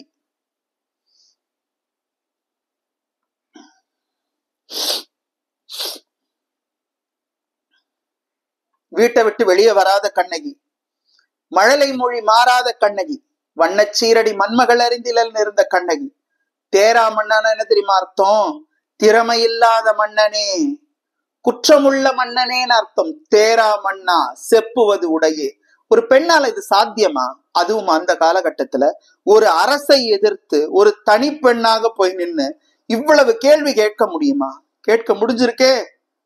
அதனால்தானே சிலப்பதிகாரத்தை அரசியல் காப்பியமாக நம்மளுடைய பெரியோர்கள் கொண்டாடினார்கள். இந்த சிலப்பதிகாரத்தில் எத்தனையோ முரண்கள் இருந்தாலும் பலர் வந்து அதனுடைய தன்மை முழுவதுமாக ஏற்றுக்கொள்ளாதவர்களாக இருந்தாலும் சிலப்பதிகாரத்தை அரசியல் காப்பியமாக பல நம்மளுடைய அரசியல் பிரமுகர்கள் கொண்டிருந்த காலம் என்று ஒன்று இருந்து தானே செய்திருக்கிறது. கண்ணகியை குறிப்பாக நீதியின் வடிவமாகவே வச்சு கடவுள் பக்தி இல்லாதவர்களும் வணங்கிய காலம் என்பது இன்று வரை இருந்து கொண்டுதானே இருக்கிறது. தேரா மன்னா, செப்புவது உடையேன். சொல்றேன் கேளு. எள்ளரு சிறப்பின் இமையவர் வியப்ப புல்லரு புன்கண் தீர்த்தோன் நன்றியும், வாயிற்கடைமணி நடுநா நடுங்க ஆவிற்கடைமணி உகுநீர் நெஞ்சு சுட, தான் தன் அரும்பெருள் புதல்வளை ஆழியில் மடித்தோன், பெரும் பெயர் புகார் என்பதியே அவ்வூர் ஏசா சிறப்பின் இசை விழுங்கு பெருங்குடி மாசாத்து வாணிகன் மகனை ஆகி ஊழ்வினை துறப்ப நின்னகர் புகுந்து என் கால் சிரம்பு ஒன்று பகர்தல் வேண்டி நின்னால் கொலைக்கலப்பட்ட கோவலன் மனைவி கண்ணகி என்பது என் பெயரே. அப்போ உடனே அவர் பதில் சொல்றார், கல்வனை கோலல் கடுங்கோல் என்று கல்வனை கொல்றது ஒண்ணும் பெரிய குற்றம் இல்லையே. யாரு கல்வன்? நீ ஆராய்ச்சி பண்ணியா? அதை பற்றி தீர விசாரிச்சியா? விசாரிக்காம எப்படி நீ அவனை கல்வன் முடிவு பண்ண? அதற்கு சாட்சி உனக்கு என்ன இருந்தது? அவன் கையில இருந்த சிலம்பு, அந்த சிலம்பு என்னுடைய சிலம்பு, அதில் இருப்பது மணி, மணியுடைய அறியேன். என்னுடைய கால் சிலம்பில் இருப்பது மணிக்கற்கள், மாணிக்க கற்கள். உங்களுடைய அரசி கோப்பெரும் தேவியின் சிலம்பில் இருந்தது என்னது? முத்து. கொண்டு வா அந்த சிலம்ப. அவன் கையில இருந்து எடுத்துட்டு வந்து சிலம்ப எடுத்துட்டு வாங்க. எடுத்தா சிலம்ப விட்டு வீசி எறிகிறா. அதிலிருந்து மணி தெரித்து தவறான தீர்ப்பு வழங்கிய மன்னனுடைய உதட்டை தாக்குகிறது. பாண்டியனுடைய உதட்டை தாக்குகிறது. பாண்டியன் எழுந்து நிற்கிறான். எழுந்து நின்ற பாண்டியன் சொன்ன ஒரு வார்த்தை மிக மிக முக்கியமான ஒரு வார்த்தை. இப்படி ஒரு மன்னவனை கண்டிருக்கிறது இந்த தமிழ்நாடு, அதிலும் குறிப்பாக பாண்டிய நாடு. எப்பேற்பட்ட மன்னன் பாருங்க. தான் தவறு செய்து விட்டோம் என்பதற்காக தன்னுடைய இன்னுயிரை மாய்த்து கொண்டான் பாண்டியன். ஒரே வார்த்தை, தனக்கான தீர்ப்பை தானே வழங்கி கொண்டான். மண்புனல் காக்கும் தென்புனல் காவல், இனி என் முதல் பிழைத்தது கெடுக என் ஆயுள். எங்களுடைய பரம்பரையினுடைய பெருமையை கெடுத்து விட்டேன் நான். தென்புலத்தாருடைய பெருமையை கெடுத்து விட்டேன் நான். கெடுக என் ஆயுள். உன்னுடைய கணவன் கல்வன் அல்ல, யானோ அரசன், யானே கல்வன். கெடுக என் ஆயுள் என்று மண்ணிலே விழுந்து மாண்டான் பாண்டியன். அவன் இறந்ததும் கோப்பெருந்தேவியும் மாண்டு போகிறாள். பிறகு ஒரு பெரிய அரசியல் மாற்றமே அந்த மதுரை எம்பதியிலே நிகழ்கிறது. கண்ணகி இன்னும் ஆத்திரம் அடங்காத பெண்மணியாக நேராக மதுரை வீதிக்குள்ள போய் நிற்கிறார். நான் மாடக்கூடல் மகளிரும் வானவரும் வானத்து தேவரும் மாதவத்தாரும் கேள்வின், என்னுடைய காதலனை கொன்ற இந்த கோநகர் மீது நான் சீறுகிறேன். குற்றமில்லேன், நான் குற்றமில்லாதவள். என்னுடைய கணவன் கோவலனும் குற்றமில்லாதவர். எங்களுக்கு தவறு இழைத்த இந்த கோநகர் மீது நான் கோபப்படுகிறேன் என்று சொல்லி மதுரையை மும்முறை வலம் வந்து தன்னுடைய மார்பகத்தை பீத்தி எறிகிறாள். அக்னி தேவன் கண்ணுக்கு முன்னாடி வந்து நிக்கிறான். கண்ணுக்கு முன்னாடி வந்த அக்னி தேவன் கண்ணகியை பார்த்து கேட்கிறான், அம்மா நீ அழுகிற பொழுது, நன்றா கவனிங்க, நீ அழும் பொழுது இந்த மதுரையை எரிக்கணும்னு எனக்கு ஏற்கனவே ஒரு ஏவல் இருக்கு.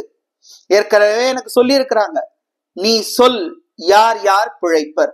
இந்த இடத்துல நான் ஒரு விஷயத்தை யோசிச்சேன். கண்ணகிக்கும் மதுரைக்கும் என்ன சம்பந்தம்? முழுக்க முழுக்க சோழ நாட்டில் பிறந்து சோழ நாட்டிலே வளர்ந்தவள் கண்ணகி.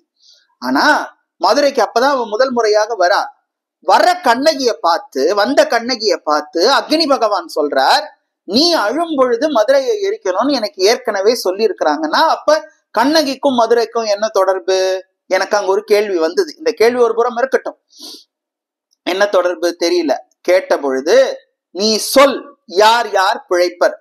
நீ அழும் பொழுது மதுரை எரிச்சிட சொல்லிட்டாங்க என்ன, ஆனா நீ சொல்லுமா, யார் யாரை விட்டுடணும்னு சொல்லுன்னு சொன்னப்போ கண்ணகி ஒரு லிஸ்ட் கொடுக்குறாங்க. நம்ம நல்லா யோசிக்கணும். ஒரு சாதாரணமா கோவத்துல இருக்கிறவங்க கிட்ட, அம்மா நீ யாரை வந்து தண்டிக்கணும்னா எல்லாரையும் தண்டிச்சிரு அப்படின்னு தானே சொல்லி இருக்கணும் நியாயமா? கண்ணகி சொல்லல. அதுதான் கண்ணகி தெய்வ நிலைக்கு உயர்ந்தாள் என்பதற்கு இன்னொரு அத்தாட்சி. அவளுடைய மனம் முழுவதும் துன்பத்தில் உழன்று கொண்டிருக்கக்கூடிய அந்த சமயத்திலே தனக்கு நடந்த மாதிரி ஒரு தவறு இன்னொருத்தருக்கு நடந்துடக்கூடாதுங்கிறதுல கண்ணகி ரொம்ப ரொம்ப உறுதியா இருந்தா. அதனால்தான் அக்னி தேவன் வந்து கேட்ட பொழுது ஒரு பெரிய லிஸ்ட் கொடுத்தா. பார்ப்பார், அறவோர், பசு, பத்தினி பெண்டீர், மூத்தோர், குழவி இவர்களை கைவிடுத்து தீத்திரத்தார் பக்கமே சாருக. பார்ப்பார் அப்படின்னு சொன்னா அந்த காலகட்டத்தில இருந்த அந்தணர்கள் அல்லது மறையோர்கள் அடுத்த வேளை சாப்பாட்டுக்கு சேர்த்து வைக்காம யாசகம் கேட்டு உண்ணக்கூடிய பார்ப்பனர்கள் அப்படின்னு அர்த்தம். அந்த காலகட்டத்துல பார்ப்பனர்களுக்கு அவ்வளவு விதிகள் இருந்தது. அந்தணர்களுக்கு அடுத்த வேளை சாப்பாட்டுக்கு கூட அவங்க இந்த வேலை சேர்த்து வைக்க கூடாது. அவர்களுடைய தொழில் மறை தொழிலாக இருந்தாலும் மறை ஓதுவதாக இருந்தாலும் அதற்காக எந்த தட்சணையும் அவர்கள் பெறாத ஒரு காலகட்டமாக இருந்தது. ஏழைகளாகவே இருந்தார்கள், யாச்சித்து உண்ணக்கூடியவர்களாக இருந்தார்கள். அதனால அந்த மாதிரி இருக்கக்கூடிய பார்ப்பாரை விட்டுவிடு. அடுத்து பார்ப்பார், அறவோர், அறம் சார்ந்து இருக்கக்கூடிய அத்தனை பேரையும் விட்டுடு. பத்தினி பெண்டீர், பெண்கள் எல்லாரையும் விட்டுடு. மூத்தோர், வயதில் மூத்தவர்கள் எல்லாரையும் விட்டுடு. பசுனா என்னது? வெறும் பசுமாடு மட்டுமல்ல, 4 கால் ஜீவனாக இருக்கக்கூடிய ஜீவராசிகள் அத்தனையும் விட்டுடு. கால்நடைகள் எல்லாத்தையும் விட்டுடு. குழவி, குழந்தைகள் எல்லோரையும் விட்டுட்டு யார? தீத்திரத்தார் பக்கமே சாருக. தீயவர்களை மட்டுமே எரித்து சாம்பலாக்குன்னு அக்னிக்கு அவள் கட்டளையிட்டாள். அவள் கட்டளையிட்ட அந்த நேரம் அக்னி தேவனை தவிர மற்ற அனைத்து பூதங்களும் ஊரை விட்டு போய்விட்டது. இளங்கோவடிகள் பதிவு செய்கிறார், தங்களை மீறிய ஒரு சக்தி இங்கு நிற்கிற பொழுது தங்களால் அதற்கு ஈடு கொடுத்து நிற்க முடியாதுங்கிறதுனால அக்னி பூதத்தை தவிர மற்ற 4 பூதங்களும் ஊர் மக்கள் பார்க்க ஊரை விட்டு வெளியேறுகிறது. ஊரை காவல் காக்கக்கூடிய அத்தனை தெய்வங்களும் தங்களுடைய கதவுகளை அடைத்துக் கொள்ளுகிறது. என் காரணம், ஒரு அறத்தின் வடிவமாக ஒரு பெண் ஒருத்தி வந்து நிற்கிற பொழுது தங்களால் எதுவுமே செய்ய முடியாது என்று தெய்வங்களும் கண்ணகிக்கு கட்டுப்பட்டு நிற்கிறது. அந்த இடத்திலே அத்தனை பேரும் கட்டுப்பட்டு நிற்க, ஊர் இன்னும் சொல்லணும்னா சுடுகாட்டுல இருக்கக்கூடிய காளியும் அந்த இடத்தை விட்டு அவளும் போய் விடுகிறாள். எல்லா தெய்வங்களும் அண்ட சராச்சரங்களும் கட்டுப்பட கண்ணகி ஒருவள் மட்டும் அங்கு நிற்கிறாள். அக்னி தேவன் படர துவங்குகிறான். நல்லோர்கள் இருக்கிற தெரு பக்கம் கூட அந்த நெருப்பு போலையா இளங்கோ பதிவு செய்கிறார். நல்லோர்கள் வாழ்ந்த தெரு பக்கம் கூட அந்த நெருப்பு போகல. ஆனா தீயோர்கள் எங்கெல்லாம் இருந்தோர்களோ அவர்களை எல்லாம் வளைத்து வளைத்து உள்ள போட்டு எரிக்க துவங்கியது அந்த நெருப்பு. மதுரை எரிந்து கொண்டிருக்கிற அந்த நேரத்திலே மதுரைக்கே உரிய, மதுரை ஆட்சி செய்யக்கூடிய மதுராபதி எனக்கூடிய ஒரு பெண் தெய்வம். இன்னைக்கு மீனாட்சி சொக்கநாதன் என்ற நாம எல்லோரும் கையெடுத்து வணங்குறோம் பார்த்தீங்களா? அவதானே அந்த ஊருக்கும் காவல், அவள் தானே பாண்டியனுக்கும் குலதெய்வம். அந்த பாண்டியனின் குலதெய்வமான மதுராபதி தெய்வம் கண்ணகியை வந்து சந்திக்கணும் அப்படின்னு முடிவு பண்றாங்க. ஏன்னா அந்த நெருப்பு இன்னும் எவ்வளவு நேரம் எரிஞ்சுக்கிட்டு இருக்கோம், இன்னும் எரிய தொடங்குச்சுன்னா மதுரை முழுவதும் எரிஞ்சிருமே. அப்படிங்கிறதுனால மதுராபதி ஆகிய மீனாட்சி தெய்வம் கண்ணகியை வந்து சந்திக்க முடிவு பண்ணி கண்ணகிக்கு பின்னாடி வந்து நிக்கிறாங்களாமா. இளங்கோவடிகள் அந்த இடத்துலயும் ஒரு உளவியல் பேசுறாருங்க. கண்ணுக்கு முன்னாடி வந்து நின்னா அந்த கோவாக்னி எங்க அந்த கோவத்துல எங்க கண்ணகி தன்னை பாத்துட போறாளோங்கிறதுக்காகவே முன்னாடி வந்து நிக்காம பின்னாடி வந்து, ஏன்னா அந்த கோவத்தால அந்த அம்மாவுக்கு ஒண்ணும் ஆக போறது இல்லை, அவளுடைய கோவத்தை கொஞ்சம் குறைக்கணும் இல்லையா? அதனால பின்னாடி வந்து நின்று அவளுடைய பேரை சொல்லி கூப்பிட்டா கொஞ்சம் கோவம் குறைஞ்சு யார் நம்மள கூப்பிடுறாங்கன்னு திரும்பி பார்ப்பாங்க. அதனால முன்னாடி வந்து நிக்காம பின்னாடி வந்து நின்று கண்ணகி அப்படின்னு தலைய சாச்சு கூப்பிட்டாளாம். யார் அதுன்னு திரும்பி பாக்குறான். பார்த்தா அர்த்தநாரி ஸ்வரூபமாக மாதொரு பாகனாக இருக்கக்கூடிய அந்த வடிவத்தை அப்படியே வர்ணிக்கிறாருங்க இளங்கோவடிகள். சடையும் பிறையும் தாழ்ந்த சென்னின்னு ஒரு பாட்டு ஒண்ணு முழுக்க முழுக்க அந்த மதுராபதி ஆகிய மீனாட்சியினுடைய வர்ணனை. அவளுடைய ஒரு பக்கம் வந்து பொன்னிறமாக இருந்தது, ஒரு பக்கம் வந்து நீல நிறமாக இருந்தது, ஒரு கால் சிலம்பு அணிந்திருந்தது, மறுகால் வீரக்கழல் அணிந்திருந்தது, ஒரு கரத்திலே அவள் வந்து மலரை தாங்கி இருந்தாள், மறுகரத்தில் மழுவை தாங்கி இருந்தாள் அப்படின்னு பதிவு செய்கிறார் இளங்கோவடிகள். வந்த தெய்வம் யாருன்னா பொன்கோட்டு வரம்பன் குமரி துறைவனாக இருக்கக்கூடிய பாண்டியனுடைய குலதெய்வம். பாண்டியர்கள் வணங்கிய குலதெய்வம் தானே மீனாட்சி. பாண்டியர்களுடைய குலதெய்வம் அவ முன்னாடி வந்து நிக்குது. வந்த தெய்வம் சொல்லுச்சு, நான் பாண்டியனின் குலதெய்வமான மதுராபதி. நான் ஒண்ணு சொல்றேம்மா, நல்லா கேட்டுக்கோ. இப்ப நடந்தது பத்தியா, இதுக்கு அத்தனைக்கும் காரணம் ஊழ்வினை. பாண்டியன் தவறானவன் அல்ல, குலதெய்வம் தன் குலத்தை சார்ந்தவனை எப்படி வந்து காப்பாத்துது பாரு. நான் தயவு செஞ்சு அவன் தப்பு பண்ணிட்டாங்கிறதுனால பாண்டிய குலத்து மேலேயே நீ வந்து உன்னுடைய கோபத்தை வந்து கொண்டு செலுத்திராதமா. பாண்டிய குலம் எப்பேற்பட்ட குலம்னு பாண்டிய குலத்தின் பெருமையை பேசுகிறாள். பாண்டிய குலத்தின் பேரரசியாக இருந்த அன்னை மதுராபதி பேசிவிட்டு அவள் சொல்லுகிறாள், இந்த ஊழ்வினை நடப்பதற்கெல்லாம் காரணம் கோவலனுடைய முன்ஜென்மம் என்று முன்ஜென்ம கதைகளை எல்லாம் சொல்லி முடிக்கிறாள். இந்த இடத்திலே கண்ணகி ஒரு கேள்வி கேட்டிருக்க கூடும். அவன் தவறு செஞ்சான், அவன் பண்ணானா, அதற்கு நான் என்ன பாவம் பண்ண, எனக்கு எதற்கு இந்த கோலம் என்று கண்ணகி கேட்டிருக்க கூடும். அப்பொழுது மதுராபதி பதில் சொன்னான், இன்னையில இருந்து 14 நாட்கள் இது நடந்தது. நல்லா கவனத்துல வச்சுக்கோங்க. இது நடந்தது ஆடி மாசத்துல ஒரு தேய்பிறையில ஒரு அஷ்டமி திதி இருக்கக்கூடிய ஒரு வெள்ளிக்கிழமை அஷ்டமி திதி, தேய்பிறை ஆடி மாதத்துலதான் இந்த மதுரை எரிஞ்ச சம்பவம் அப்படிங்கிறதே நடக்குது. அண்டர்லைன் நடக்குது. இந்த நாள்ல மதுரை எரியணுங்கிறது விதி. யாரு? மதுராபதி சொல்றா. இந்த நாளெல்லாம் சொல்லி ஆடி மாசத்து ஆடித்திங்கள் பேருருட்டு பக்கத்து அட்டமி அன்று வெள்ளி வாரத்து இந்த மதுரை உன்னால் எரிய வேண்டும் என்பது விதி. எரிஞ்சிருச்சு. நடந்து போ. வைகை ஒரு கரையோரமாக 14 நாட்கள் நடந்து போ. அங்கே நீ திருச்செங்குன்றத்து மலை என்று ஒரு மலையை பார்ப்பாய். அந்த மலைக்கு போ. முருகன் ஆட்சி செய்யக்கூடிய மலை. உன்னுடைய கணவனான கோவலனை நீ தெய்வ வடிவில் பார்ப்பாய், மானிட வடிவில் பார்க்க மாட்டாய் என்று அவள் சொல்லி அனுப்பி வைக்கிறாள். நேரா போறாங்க. அந்த அம்மா நடந்து போறாங்க. நடந்து போக போக போக போக அவளுடைய கொண்டிருந்த அந்த உக்கிரம் எல்லாம் கொஞ்சம் கொஞ்சமா சாந்தம் அடையுது. கண்ணகி அப்படி ஊரை விட்டு போகும் பொழுது, மதுரையை விட்டு வெளியில போகும் பொழுது, கிழக்கு வாயில் முகமாக உள்ள நுழைஞ்சு அந்த பக்கமா வடக்கு வாயில் பக்கமா அவங்க போறாங்க. போகும் பொழுது ஒரு கொற்றவை கோயில் கிட்ட வராங்க. வந்து தன்னுடைய பொற்தொடியாக இருக்கக்கூடிய அந்த வளையலை வந்து தகர்க்கிறாங்க. அதுதான் இன்றும் மதுரையிலே செல்லத்தம்மன் கோயில் என்று அழைக்கப்படக்கூடிய சிம்மக்கல்ல இருக்கக்கூடிய செல்லத்தம்மன் கோயில் தான். கண்ணகி வந்து மதுரையை விட்டு போகிறதுக்கு முன்னாடி அந்த இடத்துக்கு வந்து ஆயர்ச்சேரி, அது ஆயர்ச்சேரி பகுதி தான். அது வந்து அந்த கொற்றவை கோட்டத்துலதான் தன்னுடைய பொற்தொடியை தகர்த்தாள் அப்படின்னு சொல்லப்படுது அந்த இடம். பிறகு அங்கிருந்து அந்த அம்மா வைகை ஒரு கரையோரமாக நடந்து போறாங்க. திருச்செங்குன்றத்து மலைக்கு கால் வச்சு ஏறுறாங்க. மலைக்கு மேல போறாங்க. அங்க இருக்கக்கூடிய முருகன் கோயில் வேல்கோட்டம் இருக்கிறது. ஒரு வேங்கை மரம், பூத்த வேங்கை மரம். அந்த வேங்கை மரத்துக்கு கீழே அந்த அம்மா போய் நிக்கிறாங்க. தன்னுடைய வாழ்க்கையில் நடந்த அத்தனை விஷயத்தையும் கொஞ்ச நேரம் நினைச்சு பாக்குறாங்க. மார் அருந்து ரத்தம் சொட்ட சொட்ட ரணஜன்னியோடு கண்ணகி நிக்கிறா.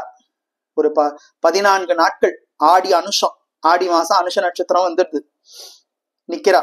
நிக்கும் பொழுது அந்த மலையில இருக்கக்கூடிய குஞ்சக்குறவர்கள்லாம்மா, எங்க குலதெய்வமான வள்ளி நாயகி மாதிரி இருக்கியம்மா, அவங்களுக்கு எல்லாம் முருகனும் வள்ளியும் தானே குலதெய்வம், எங்க குலதெய்வமான வள்ளி நாயகி மாதிரி இருக்கியம்மா, நீ யாரு அப்படின்னு கேட்டதுதான் தாமதம். கண்ணகி தலையில அடிச்சுக்கிட்டு அழுதா. நான் இன்னொரு சிலப்பதிகாரத்தில் வியக்க வேண்டிய இன்னொரு பகுதி, அவள் மதுரையை எரிச்சிட்டு வந்துட்டா, தீயவர்களை தான் எரித்து விட்டு வந்திருக்கிறாள். ஆனாலும் கண்ணகி தனக்கு நடந்த தன்னுடைய கணவனால் தன்னுடைய கணவனுக்கு நிகழ்ந்த சோகத்தை நினைச்சு பெருசா அழல. அந்த அம்மா, என்னுடைய வேதனையின் காரணமாக ஒரு ஊரையே வேக வச்சுட்டு வந்துட்டேனேன்னு தலையில அடிச்சுக்கிட்டு அழுதாளாமா.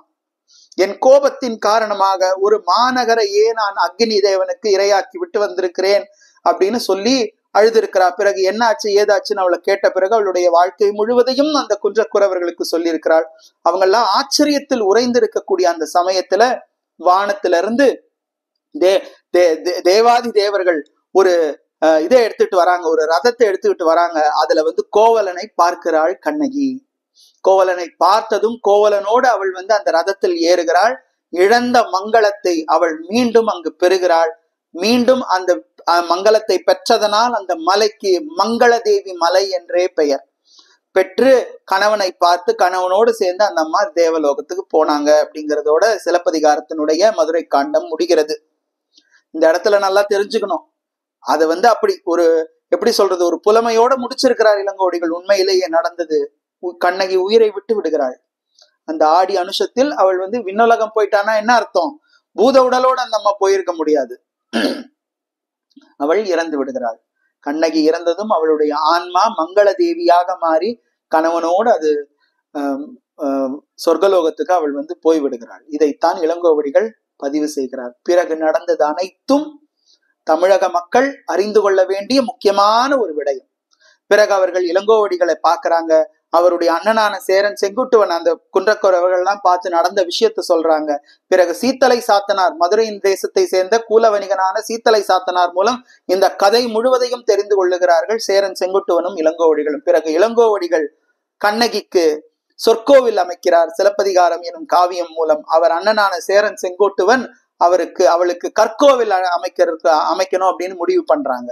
முடிவு பண்ணி கண்ணகிக்கு இமயத்திலிருந்து கல் எடுத்துக்கிட்டு வரணும்னு சொல்லிட்டு சேரன் செங்குட்டுவன் போய் கனக விஜயத்தம் முடித்தலை நெறித்து கண்ணகிக்கு இங்க ஒரு கோயில் கட்டணும்னு முடிவு பண்றாங்க. அதற்குள்ள மதுரையில் 5 ஆண்டுகள் மழை இல்லாமல் போகிறது. கண்ணகி மதுரை எரிச்சிட்டு போனதுக்கு அப்புறம் மதுரையில ஒரு 5 வருஷம் மழை இல்லாம போகுது. மக்கள் அனைவரும் வியாதி அந்த வெப்பு நோய்களால் தாக்கப்பட்டு அதிகமான துன்பத்திற்கு அவர்கள் ஆளாகி கொத்து கொத்தா செத்து போயிட்டு இருக்கிறாங்க. நெடுஞ்செழிய பாண்டியனுக்கு அப்புறமா அந்த இடத்துல வெற்றிவேல் செழியன் எனக்கூடிய ஒரு பாண்டிய மன்னன் ஆட்சிக்கு வரான். ஆட்சிக்கு வந்த பாண்டியன் இத்தனை ஆண்டுகளாக மழை இல்லாம இருக்கிறது, என்ன பண்றது? இதற்கெல்லாம் காரணம் கண்ணகியினுடைய கோபம் என்று முடிவு செய்து கண்ணகிக்கு ஒரு கோயில் கட்டணும் அப்படின்னு முடிவு பண்ணி மதுரையிலேயே கண்ணகிக்கு ஒரு கோட்டம் அமைக்கிறான். பத்தினி கோட்டத்தை மதுரையில் முதலாக சேரன் செங்குட்டுவனுக்கு முன்னாடியே அவர் இங்க அமைச்சிடுறார். அமைத்து கண்ணகி அந்த நிலைமை வருவதற்கு காரணமாக இருந்தது பொற்கொள்ளர்கள். அதனால பொற்கொள்ளர்களில் ஒரு 1000 பேரை பலி கொடுத்து கண்ணகிக்கு சாந்தி செஞ்சு விழா எடுக்கணும்னு முடிவு பண்றாங்க. இந்த இடத்துல நமக்கு பல கேள்வி வரும். ஒரு பொற்கொள்ளன் தவறு பண்ணானா 1000 பொற்கொள்ளர்கள் என்ன பண்ணாங்க அப்படிங்கிற கேள்வி எல்லாம் வரும். அதெல்லாம் விடை தெரியாத கேள்விகள் தான் சிலப்பதிகாரத்தில். ஆனா அதுதான் இருக்கு. ஆனா அது இருக்கிறத நம்ம சொல்லணும் இல்லையா? நிறைய பேர் சொல்றாங்க 1000 பேருக்கு பதிலா அவங்க 1000 பேரும் ஆளுக்கு ஒரு எருமை மாடு கொடுத்திருக்கிறாங்க, 1000 எருமைகள் பலி கொடுத்திருக்கிறார்கள் அப்படின்னு சிலப்பதிகார ஆய்வு நூல்கள் எல்லாம் சொல்லுகிறது. எதுவாக இருந்தாலும் பலி கொடுத்திருக்கிறார்கள், கண்ணகிக்கு கோயில் கட்டி இருக்கிறார்கள், விழா எடுத்திருக்கிறார்கள். பிறகு அங்கே மழை வந்திருக்கிறது, வெப்பு நோய்கள் எல்லாம் நீங்கி இருக்கிறது. நல்ல கவனத்துல கொள்ளுங்க. முதலாக மழைக்காக வணங்கப்பட்ட தெய்வமாக கண்ணகி பதிவு செய்யப்பட்டது சிலப்பதிகாரத்தில் தான். வேற எதுலையுமே நீங்க போய் பாருங்க, வேற எந்த புராணத்திலையுமே மழைக்காக ஒரு பெண் தெய்வம் வணங்கப்பட்டதாக வேற எங்கேயுமே உங்களால என்ன பண்ண முடியாது, சாட்சியை காட்டவே முடியாது. சிலப்பதிகாரத்தில் தான் மழைக்காக முதலாக மதுரை மாநகரத்திலே ஒரு தெய்வ வழிபாடு நடந்திருக்கிறது. அது கண்ணகிக்காக நடந்த வழிபாடு. அந்த கோயில் கண்ணகி கோயில் தான் இன்றும் செல்லத்தம்மன் கோயிலாக சிம்மக்கல் பகுதியிலே இருக்கு.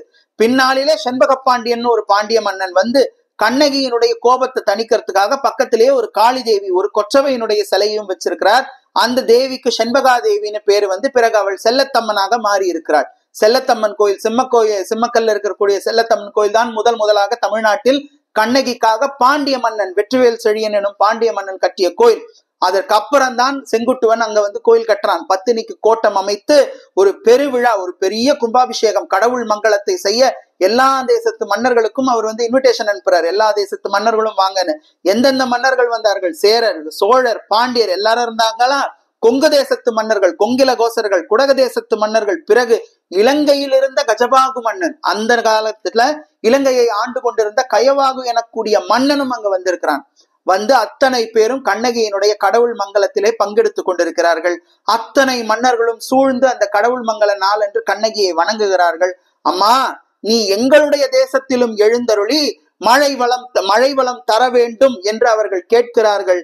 தந்தேன் வரம் என்று எழுகிறது ஒரு குறள். அதைத்தான் இளங்கோவடிகள் கடைசி பகுதியாக இருக்கக்கூடிய வஞ்சிக்காண்டத்திலே வரம் தரு காதையில் பதிவு செய்கிறார். தந்தேன் வரம் தரு காதை தான் அதுக்கு பேரே.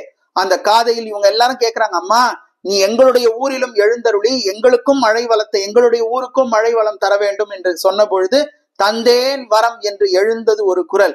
பிறகு கண்ணகி தோன்றி சொன்ன ஒரு விடயம், மிக மிக முக்கியமான ஒரு விடயம். வெவ்வேலன் விளையாடும் இம்மலை விட்டு யான் யாக அகலேன். வெவ்வேலனாக இருக்கக்கூடிய முருகன் உரையக்கூடிய இந்த மலையை விட்டு நான் வரமாட்டேன். ஆனா நீங்க கேட்டுக்கொண்டதின் காரணமாக உங்களுடைய ஊர்களிலும் நான் எழுந்தருளி அருள்பாலிப்பேன் என்று கண்ணகி பதிவு செய்கிறாள். பாருங்க, பிறகு சேர மன்னன் அந்த இடத்துல ஒரு கோயில் கட்டினானா, பிறகு பாண்டிய மன்னன் ஏற்கனவே மதுரையில கோயில் கட்டிட்டானா, சோழன் இப்பொழுது தன்னுடைய சோழ நாட்டினுடைய தலைநகராக இருக்கக்கூடிய உறையூரிலே பத்தினிக்கு கோட்டம் அமைத்து நாளும் விழா எடுக்கிறார். அவரும் மழை தரும் தெய்வம் இவள் என்று முடிவு செய்து பத்தினி தெய்வத்திற்கு கோட்டத்தை உறையூரிலே ஏற்படுத்தி அங்கேயும் கண்ணகிக்கு விழா நடக்க அங்கேயும் நல்லா மழை வருது. பிறகு கொங்கு இளகோசர்கள், கொங்கு தேசம் முழுவதும் இந்த வழிபாடு படர தொடங்குகிறது. இதற்காக சாட்சிதான் இன்றும் நாம பார்க்கக்கூடிய அந்த கம்பம் திருவிழா. அந்த கம்பம் நடுவாங்க பாருங்க, அந்த கொங்கு தேசத்துலதான் கம்பம் திருவிழா ரொம்ப ஃபேமஸ். அங்க கம்பம் நடுவாங்க பாருங்க. அந்த கம்பம் வேற யாரும் இல்ல, கண்ணகியினுடைய கணவனாக இருக்கக்கூடிய கோவலன் தான் அந்த கம்பம். 14 நாட்கள் கழிச்சு அந்த கம்பத்தை கொண்டு போய் தண்ணியில விட்ட பிறகு அங்கே மாரியம்மனுக்கு என்ன பண்ணுவாங்கன்னா அமங்கல கோலத்தை அவங்க கொடுப்பாங்க. கைமை கோலத்துக்கு அவள் போவா. மறுநாளே அவள் மங்களத்தை மீண்டும் பெற்று மங்கள தேவியாக. இதெல்லாம் இந்த சிலப்பதிகாரத்தினுடைய தொடர்ச்சியாக வந்ததுதான் இந்த விஷயங்கள் எல்லாமே. நல்லா கவனிச்சுக்கோங்க. இன்னைக்கும் இந்த தீ மிதிக்கக்கூடிய இந்த திருவிழா நடக்குது பார்த்திருக்கீங்களா, இதுவும் கண்ணகியினுடைய இந்த சிலப்பதிகாரத்தோடு தொடர்புடையதுதான். அவள் மதுரையை தீக்கிரையாக்கிய அந்த விஷயத்திற்காக அந்த அடையாளமாக பகிரப்பட்டதுதான் கண்ணகிக்காக நம்ம எடுக்கக்கூடிய அக்னி சட்டியும், மாரியம்மனுக்காக நம்ம எடுக்கக்கூடிய அந்த இது எடுப்பாங்க.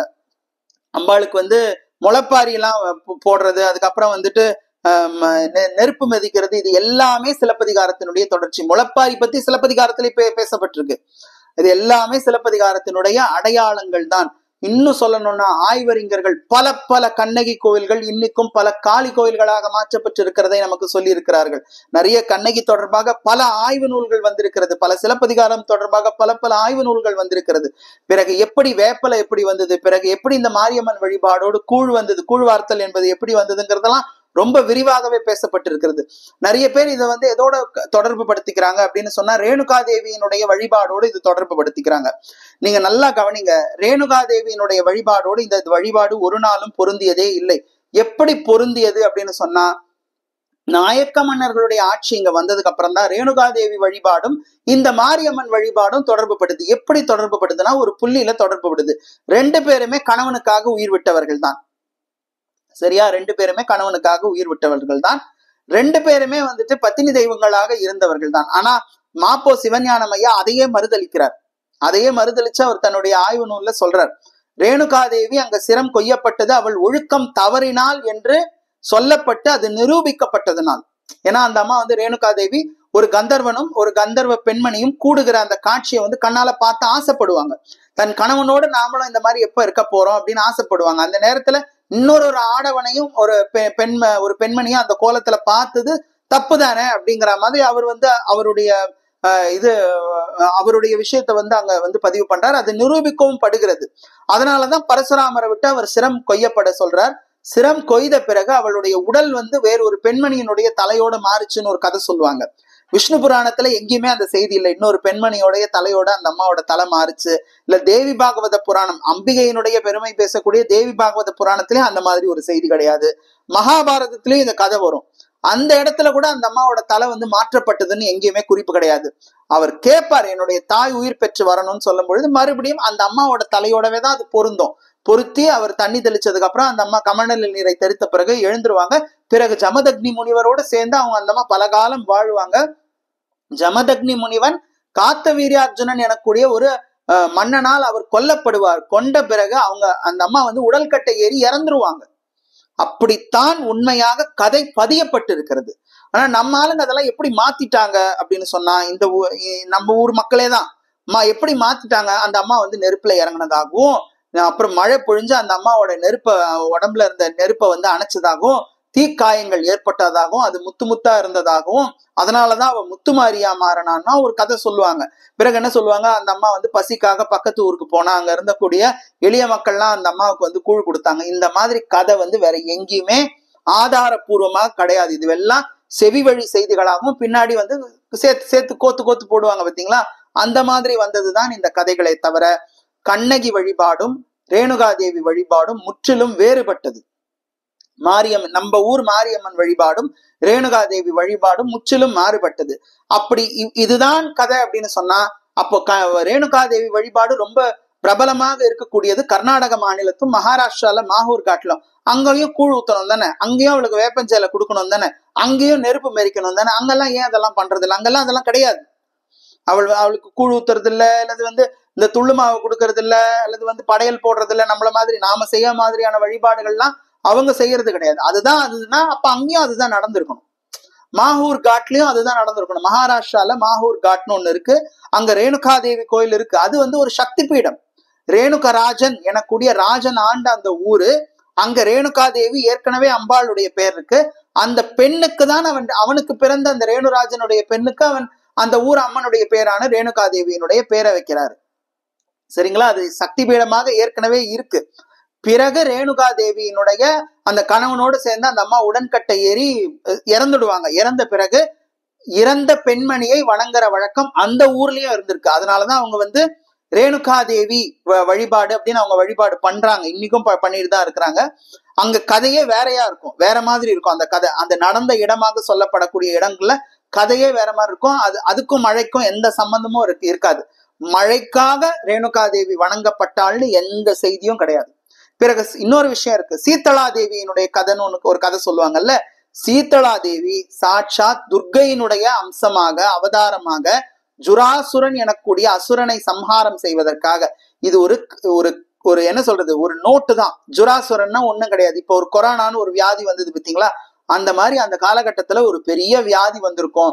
கொத்தா ஜனங்க வந்துட்டு ஜுரத்தால செத்து போயிருப்பாங்க, உஷ்ணத்தால ஏற்பட்ட ஜுரத்தால செத்து போயிருப்பாங்க. அப்போ ஏற்பட்ட தேவியினுடைய ஒரு அடையாளமாக இந்த விஷக்கிருமிகளை எல்லாம் வந்து களையணும்னா கையில என்ன எடுத்துக்கணும், தொடப்பமோ மொரமோ தானே வச்சுட்டு அதெல்லாம் பெருக்கி தள்ளணும்ல. அந்த உருவமே அப்படிதான் இருக்கும். சீத்தளா தேவி தன்னுடைய கையில வந்து தொடப்பமும் ஒரு கையில வந்து மொரமும் வச்சுக்கிட்டு கழுதை வாகனத்தோட தான் இருப்பாங்க. நம்ம ஊர்ல இருக்கிற மாரியம்மன் வந்து என்ன கழுதை வாகனமா அம்மனுக்கு இல்ல, நம்ம ஊர்ல இருக்கிற மாரியம்மன் கையில என்ன இது தொடப்பமும் மொரமா வச்சிருக்கிறாங்க. இங்க வடிவமே வேறையா இருக்கு.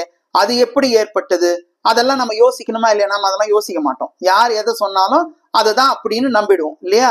ஆனா ரொம்ப தெளிவா தெரிஞ்சுக்கோங்க, நாளடைவிலே கண்ணகியினுடைய வழிபாடு நான் சொன்ன பார்த்தீங்களா, சிலப்பதிகாரம் எடுத்து படிங்க.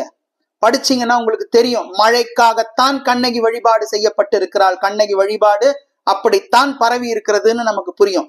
பின்னாடி என்ன ஆயிருக்குன்னா, கண்ணகி வழிபாடும் கொற்றவை வழிபாடும் சேர்ந்து நடந்திருக்கு. அதுவும் முதல்ல இதுலதான் நடந்திருக்கு, எங்க மதுரையில தான் நடந்திருக்கு. மதுரையில செண்பகத்து பாண்டியன் தான் என்ன பண்றான், கண்ணகியினுடைய உக்கிரத்தை தணிப்பதற்காக பக்கத்திலேயே காளி தேவி கொற்றவையினுடைய சிலையை வந்து அவர் வைக்கிறார். பின்னால் அது எப்படி மாறுதுன்னா காளியம்மன் வழிபாடாக மாரியம்மன் வழிபாடாக மாறுது. நீங்க இன்னும் நிறைய மதுரையில பார்க்கலாம், காளியும் மாரியும் ஒன்னா வணங்கப்படுவாங்க. இதெல்லாம் எதற்கான அடையாளம்னா, கண்ணகியும் கொற்றவையும் சேர்த்து வழிபாடு செய்யப்பட்டிருக்கிறார்கள். கொற்றவைக்கு உருவம் இருக்கும், சிலை இருக்கும். கண்ணகிக்கு என்ன வைப்பாங்கன்னா நடுகள் வைப்பாங்க. உருவமா வைக்காம நடுகள் வைப்பாங்க. அந்த நடுகற்களை பின்னால என்ன ஆச்சு, அது சுயம்பு மூர்த்திகளாக மாற்றப்பட்டு விட்டது, சுயம்பு மூர்த்திகளாக கருதப்பட்டு விட்டது, அப்படியும் எடுத்துக்கலாம். அந்த சுயம்பு மூர்த்திகளாக மாறி அந்த நடுகர்களுக்கு நம்ம ஆளுங்க என்ன பண்ணாங்க, ஒரு முகத்தை வச்சு அதை அழகா அலங்காரம் பண்ணாங்க. அதனாலதான் நம்ம பாக்குறது மாரியம்மனுக்கு முன்னாடி அம்மனுடைய சிரசு மட்டும் இருக்கும், அல்லது ஒரு சுயம்பு மட்டும் இருக்கிறதுக்கான தொடக்கமே அதுவாகத்தான் இருந்திருக்கிறது. பிறகு அந்த ரெண்டு வழிபாட்டையும் தனித்தனியா பண்ண அப்படின்னு ஒண்ணு சேர்க்கும் பொழுதுதான் கண்ணகி 4 கரங்களோடு வரப்படுகிறாள். பிறகு அது கொஞ்சம் கொஞ்சமா அது டெவலப் ஆகும் தானே, என்ஹான்ஸ் ஆகும் தானே. இப்போ நமக்கு 1100 ஒரு நோக்கியா போன் ஒண்ணு இருந்தது. அது எப்படி வெர்ஷன்ஸ் மாறி மாறி மாறி மாறி இப்ப அப்டேட்டடா நம்ம ஐபோன்லாம் யூஸ் பண்ற அளவுக்கு நம்ம வந்துட்டோம். அந்த மாதிரி தான் கண்ணகி வழிபாடும் ஆதியில் இருந்து இப்படி அதற்கு ஆதியில் அப்படி இருந்தது.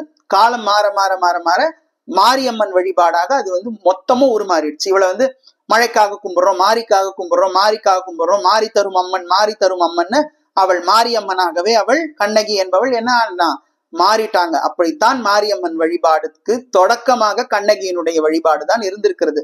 அதனுடைய நீட்சி தான் இன்று பல பல மாரியம்மன் கோயில்கள். இன்னும் சில இடத்துல சமயபுரத்துல எல்லாம் கதை வேற மாதிரி இருக்கும். அது ஸ்தல புராணத்தோடு சம்பந்தப்பட்டது. அதனுடைய பின்னணி எல்லாம் வேற மாதிரி இருக்கும். ஸ்ரீரங்கத்தில் இருந்த வைஷ்ணவி தேவி அங்க மழையை தந்ததனால் அவளையும் மாரியம்மன் என்றே பெருமக்கள் வணங்க தொடங்கிய காலகட்டம் அப்படிங்கிறது இருந்திருக்கும். இப்படி இதற்கு ஆனா இப்படி இருந்தாலும் அதனுடைய தொடக்கம் எதுவாக இருந்திருக்கிறதுனா கண்ணகி வழிபாடு. மாரியம்மன் மழைக்கான வழிபாடாக தொடங்கப்பட்டது கண்ணகியினுடைய வழிபாடாகத்தான் இருந்திருக்கிறது. இதை இன்னும் இன் டீட்டெயிலா பல பல விஷயங்களோட நம்ம பார்க்கலாம். ஆனா நேரமின்மை கருதி இதை நான் இந்த இடத்துலயே முடிக்கிறேன். இதுவே கிட்டத்தட்ட 1 மணி நேரத்துக்கு மேல போயிடுச்சு. நான் எத்தனை பேர் இதை 1 மணி நேரம் உட்காந்து பாக்குற பொறுமை எனக்கு இருக்கும்னு தெரியல. ஆனா ஒரே ஒரு ஆய்வு நூலை மட்டும் நான் உங்களுக்கு அறிமுகப்படுத்திட்டு நான் போறேன். இந்த புத்தகம் இருக்கு பாருங்க, தி சீக்ரெட் சேம்பர் அப்படிங்கிற ஒரு புத்தகம். இந்த புத்தகம் இந்துச்சூடனன் அப்படிங்கிற ஒரு எழுத்தாளர் எழுதினது. கேரள தேசத்தை சேர்ந்த இந்துச்சூடனன். கொச்சின் தேவசம் போர்டு திருச்சூர் இதை பப்ளிஷ் பண்ணியிருக்காங்க. கிட்டத்தட்ட 1960 காலகட்டத்திலிருந்து இந்த நூல் புழக்கத்தில் இருக்கு. 69 ஃபர்ஸ்ட் எடிஷன் வந்திருக்கு. அப்ப வந்த புத்தகம் தான் இது. 69ல வந்திருக்கு. இது முழுக்க முழுக்க கொடுங்கலூர் பகவதி அம்மன் ஆலயத்தை ஆய்வு செய்து அங்க இருக்கக்கூடிய அந்த பகவதி அம்மன் ஆலயத்துல ஒரு ரகசிய அறைன்னு ஒண்ணு இருக்கு. அந்த அறையை ஆய்வு செய்யணும்னு போறார். போனவருக்கு தான் சிலப்பதிகாரம் தான் அந்த விஷயமாக, சிலப்பதிகார கதைகளை அவர் முழுவதும் இந்த சீக்ரெட் சேம்பர்ல அவர் பதிவு பண்றார். அந்த அறையில என்ன இருக்குன்னு தேடி கண்டுபிடிக்க போனவருக்கு சிலப்பதிகாரம் தான் நிக்குது. ஏன்னா அந்த ரகசிய அறையில் பிரதிஷ்டை செய்யப்பட்டு வழிபாடு செய்யப்பட்டு கொண்டு இருப்பது என்ன அப்படின்னு இந்துச்சூடனன் இந்த புத்தகத்துல சொல்றாரு. என்னன்னா அது கண்ணகிக்காக ஏற்படுத்தப்பட்ட ஒரு திருக்கோயில், கொடுங்கலூர் பகவதி அம்மன் ஆலயம். அந்த மங்களதேவி மலைக்கு மேல, அந்த வஞ்சி நகர்ல இருக்கக்கூடிய அந்த மங்களதேவி மலைக்கு மேல தினம் போய் வழிபாடு செய்து விட்டு வர முடியாதுங்கிறதுனால அந்த மங்களதேவி மலையிலிருந்து ஒரு பிடிமண் கொண்டு கட்டப்பட்டதுதான் இந்த கொடுங்கலூரில் இருக்கக்கூடிய பகவதி ஆலயம். இதுதான் வஞ்சிமா நகரம், ஆதியில் இருக்கக்கூடிய வஞ்சிமா தலைநகரம், சேர நாட்டின் தலைநகரம். வைத்து பிடிமண் எடுத்துக்கொண்டு கண்ணகிக்காக ஏற்படுத்தப்பட்ட நடுகர் கோயில். பின்னாளில் அங்க எப்படி நான் சொன்ன பார்த்தீங்களா, கொற்றவை வழிபாடும் சேர்ந்தது. அப்படி சேரும் பொழுது அந்த ஆலயம் பகவதி அம்மன் காளி, பத்ரகாளியினுடைய ஆலயமாக அது பெயர் பெறுகிறது. அப்படி பெயர் பெற்றாலும் இன்றும் அது கண்ணகியினுடைய நேரடி வழிபாட்டில் இருக்கக்கூடிய ஆலயமாக இருக்கிறது. இந்த ஆலயத்துக்கு எப்படி இவ்வளவு சக்தி அப்படின்னு சொன்னா, அந்த ரகசிய அறையில் வைத்து வழிபாடு செய்யக்கூடியது என்னன்னு இந்துச்சூடனன் சொல்றார். கண்ணகியினுடைய ஒரு சிலம்பு, கடைசியாக அவள் அணிந்திருந்த புடவையும், அவளை எரித்த பிறகு எஞ்சிய சாம்பலையும் ஒரு சட்டியில போட்டு என்ன பண்ணி வச்சிருக்கிறாங்க, பாதுகாத்து வச்சிருக்கிறாங்க ஒரு பெட்டியில போட்டு. அது அந்த மலையிலேயே இருந்தால் அது பாதுகாப்பு இல்லைன்னு வஞ்சி மன்னனான சேரன் செங்குட்டுவன் கொண்டு இந்த இடத்துல வச்சு பிரதிஷ்டை பண்ணிட்டார். அதனாலதான் கொடுங்கலூர் ஆலயத்திற்கு அவ்வளவு சக்தியும் அவ்வளவு மகத்துவமும் சேர்ந்ததுன்னு இந்துச்சூடனன் இந்த புத்தகத்துல சொல்றார். அது எங்க இருக்கு, எந்த வழி அப்படின்றா இந்த புத்தகத்துல ரொம்ப தெளிவா அவர் போட்டிருக்கார். இந்த புத்தகத்தை எங்கன்னா கிடைச்சா நீங்க வாங்கி படிங்க. எனக்கே இதனுடைய காப்பியை எனக்கு கொடுத்தது ப்ரொஃபசர் மாதேஸ்வரன் அப்படின்னு கூடிய ஒரு ப்ரொஃபசர் தான். அவருக்கு ரொம்ப நன்றி சொல்றேன். ஏன்னா இந்த புத்தகம் இப்ப ஒரு பக்கத்தை திருப்பினாலே உடையுது, அந்த அளவுக்கு இருக்கக்கூடிய ஒரு புத்தகத்தை என்னை நம்பி கொடுத்திருக்கார். இதுல இருந்து எல்லா விஷயங்களும் இந்த வீடியோக்காக மறுபடியும் அவர்கிட்ட இருந்து இந்த புத்தகத்தை வாங்கினேன். கிட்டத்தட்ட ஒரு 5 வருஷத்துக்கு முன்னாடியே வாங்கி இதுல இருக்கிற விஷயங்களை எல்லாம் அடியன் படிச்சுட்டேன். ஆனா நீங்க தெரிஞ்சுக்கணும் அப்படிங்கிறதுக்காக இந்த புத்தகத்தை உங்க கண்ணு முன்னாடி காட்டணுங்கிறதுக்காக மறுபடியும் அவர்கிட்ட இருந்து வாங்கி இந்த வீடியோ பதிவு பண்ணியிருக்கிறேன். இவ்வளவு நேரம் பொறுமையா நீங்க கேட்டிருப்பீங்க. இனிமேல்தாவது தயவு செஞ்சு தமிழ்நாட்டுல நடக்கக்கூடிய மாரியம்மனுக்கு பின்னாடி இருக்கக்கூடிய கதை, ரேணுகாதேவி கதையை சொல்லாதீங்க அல்லது சீதளாதேவி கதையை சொல்லாதீங்க. அந்த 2 கதையும் முற்றிலும் மாறுபட்டது. தமிழ்நாட்டு மாரியம்மன் வழிபாடோடு அது எந்த விதத்திலையும் சம்பந்தப்படாதது. சீதளாதேவி வழிபாடு கூட நீங்க இன்னும் விஷயம் பாத்தீங்கன்னா, சீத்தளம்னா குளிர்ச்சின்னு தான் அர்த்தமே தவிர அது மழைக்கான அர்த்தமாக அது ஒருபோதும் அது வராது. நான் சொன்ன மாதிரி அதுல இவ்வளவு முரண் இருக்கு. இல்ல நாங்க அப்படிதான் நாங்க நினைப்போம், அது ரேணுகாதேவி தான், மாரியம்மன் ரேணுகாதேவி தான், இல்லை மாரியம்மன் என்பது சீதளாதேவி தான் அப்படின்னு நீங்க முடிவு பண்ணிட்டா பண்ணிக்கோங்க, அது உங்க இஷ்டம். நான் சொல்ல வேண்டியதை சொல்லிட்டேன். இந்த ஆய்வாக நான் திறனாய்வாக இதை நான் செஞ்சு உங்க கண்ணு முன்னாடி சொல்லிட்டேன். இதை பத்தி பல பேரும் பேசி இருக்கிறாங்க, எழுதி இருக்கிறாங்க. அதெல்லாம் எடுத்து பாருங்க. இல்ல நாங்க நம்ப மாட்டோம் அது ரேணுகாதேவி தான், இல்ல நாங்க நம்ப மாட்டோம் அது சீதளாதேவி தான் நீங்க சொன்னா அது உங்களுடைய விருப்பம். நான் அது உங்களுடைய விருப்பத்துக்கே விட்டுறேன். ஏன்னா உங்களுடைய தனி மனித விருப்பத்திற்கு மாறாக நான் எதையும் பதிவு செய்ய முடியாது. நீங்க எப்படி நினைச்சுக்கிறீங்களோ அப்படியே நினைச்சுக்கோங்க. ஆனா இந்த தமிழ் சமூகம், அறிவார்ந்த சமூகம் சற்று சிந்திக்கும். நம்மளுடைய காப்பியத்தின் தலைவிதான் இவ்வளவு நாட்களும் இங்கே வழிபாட்டில் இருந்திருக்கிறாள் என்பது தெரிய வந்தால் கண்டிப்பா போய் சிலப்பதிகாரம் படிப்பாங்க. அது சம்பந்தமான ஆய்வுகளை எல்லாம் தெரிந்து கொள்வார்கள் என்று பதிவு செய்து கொண்டு, மாரியம்மன் வழிபாடு தமிழ்நாட்டில் தொடங்கியது கண்ணகி எனக்கூடிய அந்த ஒரு உத்தமியால்.